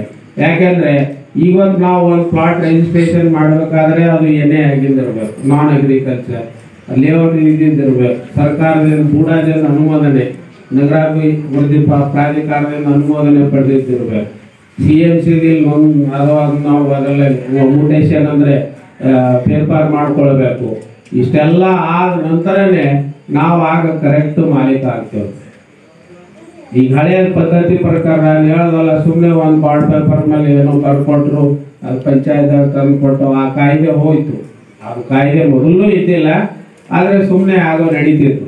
ಇವಾಗ ಅದೇ ಒಂದು ಉದ್ದೇಶದಿಂದ 1987ರಲ್ಲಿ ನಗರಾಭಿವೃದ್ಧಿ ಪ್ರಾಧಿಕಾರ ಅಂತ ಹೇಳಿ ಕಾಯ್ದೆ ಬಂತು. ಈ ಕಾಯ್ದೆ ಪ್ರಕಾರ ನಗರಗಳನ್ನು ವ್ಯವಸ್ಥಿತವಾಗಿ ಅಭಿವೃದ್ಧಿ ಪಡಿಸೋದೇ ಅದರ ಉದ್ದೇಶ. ವ್ಯವಸ್ಥಿತವಾಗಿ ಅಭಿವೃದ್ಧಿ ಪಡಿಸಬೇಕಾದ್ರೆ ಅದಕ್ಕೆ ಸರ್ಕಾರದ ಮಾನ್ಯತೆ ಪಡೆಯಬೇಕು. ಗೂಡಾದಿಂದ ಅಂದರೆ ನಗರಾಭಿವೃದ್ಧಿ ಪ್ರಾಧಿಕಾರದ ಮಾನ್ಯತೆ ಪಡೆದು ಇಂತಿಷ್ಟು ರೋಡ್ ಬಿಡಬೇಕಂದ್ರೆ ಅಷ್ಟೇ ರೋಡ್ ಬಿಡಬೇಕು, ಡ್ರೈನೇಜ್ ವ್ಯವಸ್ಥೆ ಇರಬೇಕು, ವಾಟರ್ ಸಪ್ಲೈ ಇರಬೇಕು, ಪಾರ್ಕ್ ಇರಬೇಕು. CA ಸೈಟ್ ಅಂದರೆ ಕಲ್ಚರಲ್ ಆಕ್ಟಿವಿಟೀಸ್ ಅಂತ ಹೇಳಿ ಒಂದು ಸೈಟ್ ಬಿಟ್ಟಿರ್ತಾರೆ, ಅಂಥ ಸೈಟ್ ಕೂಡ ಬಿಟ್ಟಿರಬೇಕು. ಈ ರೀತಿಯಾಗಿ ಅಷ್ಟೆಲ್ಲ ಸೌಲಭ್ಯಗಳನ್ನು ಇದ್ದು ಅಂತಂದರೆ ಅದಕ್ಕೆ ನಾವು ಒಂದು ಒಳ್ಳೆಯ ಸೈಟು ಅಥವಾ ಒಂದು ಪ್ಲಾಟು ನಾವು ಖರೀದಿ ಮಾಡಬಹುದು. ದುಡ್ಡು ಸ್ವಲ್ಪ ಜಾಸ್ತಿ ಆದರೂ ಕೂಡ ಪರವಾಗಿಲ್ಲ. ಯಾಕಂದರೆ ಮುಂದೆ ಈಗ ನೀವು ಏನಾದರೂ ಮಾರಾಟ ಮಾಡ್ಲಿಕ್ಕೆ ಹೋದರೆ ಅಂದರೆ ಅದಕ್ಕೆ ಏನು ಕೀಮತ್ ಇರೋದಿಲ್ಲ. ಯಾಕೆಂದರೆ ಅದು ಸರ್ಕಾರದಿಂದ ಅದು ಯಾವುದು ಎನ್ಎ ಮಾಡಿಸಿದ್ದು ಇರಲ್ಲ, ಜಮೀನು ಯಾವುದು ಪ್ರಾಧಿಕಾರದಲ್ಲಿ ನೋಂದಾಯಿತ ಆಗಿರೋದಿಲ್ಲ, ರಿಜಿಸ್ಟ್ರಿ ಇರೋಲ್ಲ, ಸೇಲ್ಡೀಡು ಯಾವುದೇ ಮ್ಯೂಟೇಷನ್ ಇರೋದಿಲ್ಲ. ಹೀಗಾಗಿ ಅಂಥದಕ್ಕೆ ಯಾವುದು ಬೆಲೆ ಇರೋದಿಲ್ಲ. ಇತ್ತೀಚೆಗೆ ತಮಗೆಲ್ಲರೂ ಭಾಳಷ್ಟು ರಿಯಲ್ ಎಸ್ಟೇಟ್ ಉದ್ಯಮಿಗಳು ಏನೋ ನಾವು ಮುಂದೆ ಆ ರೀತಿಯಾಗಿ ಮಾಡ್ಕೊಡ್ತೇವೆ, ಈ ರೀತಿಯಾಗಿ ಮಾಡ್ಕೊಡ್ತೇವೆ ಅಂತ ಹೇಳಿ ಸಾಕಷ್ಟು ನಿಮ್ಗೆ ನಂಬಿಸಿ ನಿಮ್ಮನ್ನು ಮೋಸ ಮಾಡ್ತಾ ಇದ್ದಾರೆ. ಆದರೆ ಆ ರಿಯಲ್ ಎಸ್ಟೇಟ್ ಅಂತ ಒಂದು ವ್ಯಕ್ತಿಗಳಿಗೆ ಕೂಡ ಒಂದು ಕಾಯ್ದೆ ಬಂದಿದೆ. ಅವ್ರು ಏನು ಒಂದು ಪ್ಲಾಟು ಇಂತಿಷ್ಟು ದಿವಸನಾಗ ಅವ್ರು ಏನು ರಿಜಿಸ್ಟ್ರಿ ಮಾಡಿಕೊಡ್ತಾರೆ, ಆ ಒಂದು ಏರಿಯಾ ಅಭಿವೃದ್ಧಿ ಮಾಡ್ತೀನಿ ಅಂತ ಹೇಳ್ತಾರೆ. ಆ ಅಭಿವೃದ್ಧಿ 3 ತಿಂಗಳಾಗಲಿ 6 ತಿಂಗಳಾಗಲಿ ಮಾಡದೇ ಇದ್ದರೆ ಅವ್ರ ಮೇಲೂ ಕೂಡ ನಾವು ಕ್ರಿಮಿನಲ್ ಕೇಸು ಹಾಕ್ಬೋದು. ಇಂಥ ಎಲ್ಲ ಹೊಸ ಹೊಸ ಕಾಯ್ದೆಗಳು ಬಂದವೆ. ಕೇವಲ ಇದು ನಾಗರಿಕರಿಗೆ ಒಳ್ಳೆಯದಾಗಲಿ ಅಂತೇಳಿ ಇಂಥ ಕಾಯ್ದೆಗಳು ಬಂದವೆ. ಅದಕ್ಕಾಗಿ ಯಾವುದೇ ಒಂದು ಜಮೀನನ್ನು ಕೃಷಿಯೇತರ ಜಮೀನನ್ನಾಗಿ ಪರಿವರ್ತಿಸಬೇಕಾದ್ರೆ ಜಿಲ್ಲಾಧಿಕಾರಿಗೆ ನಾವು ಅರ್ಜಿ ಕೊಡಬೇಕು. ಅರ್ಜಿ ಕೊಟ್ಟಿದ್ದ 6 ತಿಂಗಳ ಒಳಗಾಗಿ ಆ ಒಂದು ಏನು ಅವ್ರಿಗೆ ಬೇಕಾಗಿದ್ದಂಥ ದಸ್ತಾವೇಜುಗಳು, ಕಾಗದ ಪತ್ರಗಳು ಅವ್ರಿಗೆ ಒದಗಿಸ್ಕೊಟ್ರೆ ಈ ಕೃಷಿ ಜಮೀನನ್ನು ಇವರು ಕೃಷಿಯೇತರ ಜಮೀನನ್ನಾಗಿ ಪರಿವರ್ತನೆ ಮಾಡಿ ಆಮೇಲೆ ಟೌನ್ ಪ್ಲಾನಿಂಗ್ ಏನು ಅಥಾರಿಟಿ ಇದೆ ಅದರಿಂದ ನಾವು ಅನುಮೋದನೆ ಪಡ್ಕೊಂಡು ಬೇಕಾದಾಗ ನಾವು ಮನೆಗಳನ್ನು ಕಟ್ಕೊಳ್ಬೋದು. ಈ ನಗರಾಭಿವೃದ್ಧಿ ಪ್ರಾಧಿಕಾರದ ಅಧ್ಯಕ್ಷರು ಈ ಸರ್ಕಾರದಿಂದ ನೇಮಕವಾಗ್ತಾರೆ. ಅದರಲ್ಲಿ ಸುಮಾರು 10ರಿಂದ 15 ಸದಸ್ಯರು ಇರ್ತಾರೆ. ಎಕ್ಸಿಕ್ಯೂಟಿವ್ ಇಂಜಿನಿಯರ್ ಇರ್ತಾರೆ, ಮತ್ತೆ ಯಾರು ನಮ್ಮದು ಈ SP ಇರ್ತಾರೆ, ಸೂಪರಿಂಟೆಂಡೆಂಟ್ ಆಫ್ ಪೊಲೀಸು, ಮತ್ತೆ ಎಕ್ಸಿಕ್ಯೂಟಿವ್ ಇಂಜಿನಿಯರು, ಮತ್ತೆ CMC commissioner, deputy commissioner ex officio chairman ಅಂತ ಹೇಳಿ ಇರ್ತಾರೆ. ಅದೇ ಅಲ್ಲದೆ MLC ಕೂಡ ಇರ್ತಾರೆ. ಈ ರೀತಿಯಾಗಿ ಜನಪ್ರತಿನಿಧಿಗಳು ಅಲ್ಲದೆ ಕಾಯಂ ಆದಂತ ಸರ್ಕಾರಿ ಅಧಿಕಾರಿಗಳು ಅದರ ಒಂದು ನಗರಾಭಿವೃದ್ಧಿ ಪ್ರಾಧಿಕಾರದ ಅಧ್ಯಕ್ಷರಿರ್ತಾರೆ. ನಗರಾಭಿವೃದ್ಧಿ ಪ್ರಾಧಿಕಾರ ಅಂದ್ರೆ ಕೂಡ ಈ ನವಬಾದ್ನಲ್ಲಿ ಇದೆಯಲ್ಲ, ಈಗ ಸದ್ಯದಲ್ಲಿ ಬೀದರ್ ಪ್ರಾಧಿಕಾರದ ಅಧ್ಯಕ್ಷ ಬಾಬು ಅಲಿ ಅಂತ ಇದ್ದಾರೆ. ಇಂಥ ಅಧ್ಯಕ್ಷರು ಇವರು ಸರ್ಕಾರ ಎಲ್ಲಿಯವರೆಗೆ ತನ್ನ ಇಚ್ಛೆಯಿಂದ ಅವ್ರು ಏನು ಕೆಲಸ ಮಾಡ್ತಾ ಇರ್ತಾರೋ ಅಥವಾ ಯಾವ ಸರ್ಕಾರ ಅಸ್ತಿತ್ವದಲ್ಲಿ ಇರ್ತದೋ ಆ ಸರ್ಕಾರ ಇರೋ ತನಕ ಅವರಿಂದ ನೇಮಕವಾದಂಥ ಅಧ್ಯಕ್ಷರು ಸದಸ್ಯರು ಇರ್ತಾರೆ. ಅದರ ನಂತರ ಸರ್ಕಾರ ಹೋಯ್ತು ಅಂದ್ರೆ ಮತ್ತೆ ಹೊಸ ಒಂದು ಬಾಡಿ ಮತ್ತೆ ಫಾರ್ಮ್ ಆಗ್ತದೆ. ಅವರಿಗೆ 3 ವರ್ಷದ ಅಧಿಕಾರಾವಧಿ ಇರುತ್ತದೆ. ಮಧ್ಯದಲ್ಲಿ ಅವರು ಒಂದು ದುರ್ವರ್ತನೆ, ಭ್ರಷ್ಟಾಚಾರ, ದುರ್ನಡತೆ ಎಲ್ಲ ಅಂತ ವ್ಯಕ್ತಿಗಳಿಗೆ ಅದಕ್ಕಿಂತ ಅವಧಿ ಪೂರ್ವ ಮೊದಲ ಅವರು ಸರ್ಕಾರ ಅವರನ್ನು ಕಿತ್ತೊಗೆಯಬಹುದು. ಹೀಗಾಗಿ ನೋಡಿ, CS ಐಟ್ ಅಂತೇಳಿ ಹೇಳಿದ್ರಲ್ಲ, ನಿಮ್ಗೆ ಸಾಂಸ್ಕೃತಿಕ ಒಂದು ಕಲ್ಚರಲ್ ಆಕ್ಟಿವಿಟಿ ಸಲುವಾಗಿ ಒಂದು CS ಐಟ್ ಬಿಡೋದು. ಒಂದು ನಾವು ಜಮೀನು ಏನು ನಾವು ಏನೇ ಮಾಡಿಸಿ ಅದರಲ್ಲಿ ನಾವು ಮನೆ ಎಲ್ಲ ಕಟ್ಕೊಡ್ತೇವಲ್ಲ, ಅವರು ಒಂದು ಮ್ಯಾಪ್ ಕೊಡ್ತಾರೆ. ಆ ಮ್ಯಾಪಿನಲ್ಲಿ ಇಂತಿಷ್ಟು ಜಾಗಕ್ಕೆ ಒಂದು CS ಐಟು, ಒಂದು ಗಾರ್ಡನ್ನು, ಒಂದು ಸ್ಕೂಲ್ ಸಲುವಾಗಿ ಅಂತ ಹೇಳಿ ಈ ರೀತಿಯಾಗೆಲ್ಲ ಅವರು ಜಾಗ ಬಿಡ್ಲಿಕ್ಕೆ ಹೇಳ್ತಾರೆ ಬೂಡಾದವ್ರು. ಅಂತ ಒಂದು CS ಐಟ್ ಅಂತ ಅನ್ನೋದು ಅದು ಯಾರು ತಗೋಬಹುದು ಅಂದ್ರೆ, ನೀವು ಶೈಕ್ಷಣಿಕ ಸಂಸ್ಥೆಗಳನ್ನು ನಡೆಸಬಹುದು ಅಥವಾ ಸಾಮಾಜಿಕ ಕೆಲವೊಂದು ಚಟುವಟಿಕೆಗಳನ್ನು ನಡೆಸಲಿಕ್ಕೆ. ಈಗ ಸಾಕಷ್ಟು ಜನರು ಈಗ ನಮ್ಮಲ್ಲೇ ಬೀದರ್ನಲ್ಲಿ ಕೇವಲ ಏನ್ ಮಾಡ್ತಾರೆ, ಶಿಕ್ಷಣ ಸಂಸ್ಥೆ ನಡೆಸಲಿಕ್ಕೆ ಮಾತ್ರ ಜಿಲ್ಲಾಧಿಕಾರಿ ಎಲ್ಲ ಹಂಚಿಬಿಡ್ತಾರೆ. ಅದು ಅಲ್ಲದೆ ಕೆಲವೊಂದು ಕ್ಲಬ್ಗಳನ್ನು, ಕ್ಲಬ್ ಅಂದ್ರೆ ಇಸ್ಪೀಟ್ ಆಡೋ ಕ್ಲಬ್ ಅಲ್ಲ, ಈ ಬೇರೆ ರೀತಿಯ ಏನಂತಾರೆ ಇವು ರಿಕ್ರಿಯೇಷನ್ ಸೆಂಟರ್, ಮನೋರಂಜನಾ ಕಾರ್ಯಕ್ರಮಗಳು ಅಂದ್ರೆ ನಾವು ಭಜನೆ ಮಾಡೋದು, ಆಟ ಆಡೋದು, ಇವು ಇಂಥ ಸಂಸ್ಥೆಯವರು ಕೂಡ ಆ ಕಲ್ಚರಲ್ ಆಕ್ಟಿವಿಟಿ ನಡೆಸಲಿಕ್ಕೆ ಅಂತ ಒಂದು CS ಐಟು ಜಿಲ್ಲಾಧಿಕಾರಿಗಳಿಗೆ ಅರ್ಜಿ ಸಲ್ಲಿಸಿ, ಅದು ನಿಮ್ದು ಏನು ಸಂಸ್ಥೆ ಇರುತ್ತದೆ, ನಿಮ್ದು ಏನು ಆರ್ಗನೈಸೇಷನ್, ಅದು ನೋಂದಾವಣಿ ಇದ್ದರೆ ಮಾತ್ರ ಅಂಥವರಿಗೆ ಜಿಲ್ಲಾಧಿಕಾರಿಗಳು CS ಐಟ್ ಬಿಟ್ಟಿದ್ದು ಅವ್ರಿಗೆ ತಮಗೆ ಕೊಡ್ತಾರೆ. ಅದು ಜಿಲ್ಲಾಧಿಕಾರಿ ಹೆಸರಲ್ಲೇ ಇರ್ತದೆ, ಅಧ್ಯಕ್ಷರಿಗೆ ವರ್ಗಾವಣೆ ಮಾಡ್ತಾರೆ. ಕೇವಲ ಅದು ಸಾಮಾಜಿಕ ಉದ್ದೇಶಗಳಿಗಾಗಿ ಮಾತ್ರ ಅಂತ ಸೈಟ್ಗಳನ್ನು ನಾವು ತಗೊಳ್ಬಹುದು. ಪರ್ಸನಲ್ ಉಪಯೋಗಕ್ಕೆ ಅದು ಯಾರು ಕೊಡೋದಿಲ್ಲ. ನಿಮಗೆ ಸ್ವಲ್ಪ ಏನಾದರೂ ಯಾರಿಗೇನಾದರೂ ಡೌಟ್ ಇದ್ರೆ ಸ್ವಲ್ಪ ಕೇಳೋದು. ಇಷ್ಟ ಹೇಳಿ ನನ್ನ 4 ಮಾತು ಮುಗಿಸ್ತೀನಿ. ಧನ್ಯವಾದ. ಗೌರವಾನ್ವಿತ ನ್ಯಾಯಾಧೀಶರಿಗೆ ಗ್ರಾಮದ ಪರವಾಗಿ, ಪಂಚಾಯತ್ ಪರವಾಗಿ, ವಿವಿಧ ಸಂಘ ಸಂಸ್ಥೆಗಳ ಪರವಾಗಿ, ಸಮಸ್ತ ನಾಗರಿಕ ಪರವಾಗಿ ಅವರಿಗೆ ಧನ್ಯವಾದಗಳನ್ನು ಅರ್ಪಿಸ್ತೇನೆ. ಅದೇ ರೀತಿಯಾಗಿ ಗ್ರಾಮ ಪಂಚಾಯತಿ ಅಧ್ಯಕ್ಷರು ಮತ್ತು ಉಪಾಧ್ಯಕ್ಷರು ಜೊತೆಗೆ ಎಲ್ಲ ಒಂದು ಸದಸ್ಯರು ಕಾರ್ಯಕ್ರಮಕ್ಕೆ ಹಾಜರಾಗಿ ಶೋಭೆಯನ್ನು ತಂದಿದ್ದಾರೆ. ಅವರೆಲ್ಲರಿಗೂ ಕೂಡ ಧನ್ಯವಾದಗಳು. ಅದೇ ರೀತಿಯಾಗಿ ಈ ಕಾರ್ಯಕ್ರಮ ನಡೆಯಲಿಕ್ಕೆ ಕಂದಾಯ ಇಲಾಖೆ ಅಧಿಕಾರಿಗಳು, ಪೊಲೀಸ್ ಇಲಾಖೆಯವರು, ಆರೋಗ್ಯ ಮತ್ತು ಅಂಗನವಾಡಿ ಕಾರ್ಯಕರ್ತರು ಎಲ್ಲರೂ ಕೂಡ ಆಗಮಿಸಿ ತಮ್ಮ ಸಹಕಾರವನ್ನು ನೀಡಿದ್ದಾರೆ. ಅದರ ಸಲುವಾಗಿ ಎಲ್ಲರಿಗೆ ಈ ವೇದಿಕೆಯ ಪರವಾಗಿ ಧನ್ಯವಾದಗಳನ್ನು ಅರ್ಪಿಸ್ತೇನೆ. ಜೊತೆಗೆ ಈ ಒಂದು ಕಾರ್ಯಕ್ರಮವನ್ನು ಅಚ್ಚುಕಟ್ಟಾಗಿ ನಡೆಸಲಿಕ್ಕೆ ಈ ಒಂದು ಪಂಚಾಯತ್ ಸಿಬ್ಬಂದಿ ವರ್ಗದವರು ಕೂಡ ಶ್ರಮಿಸಿದ್ದಾರೆ.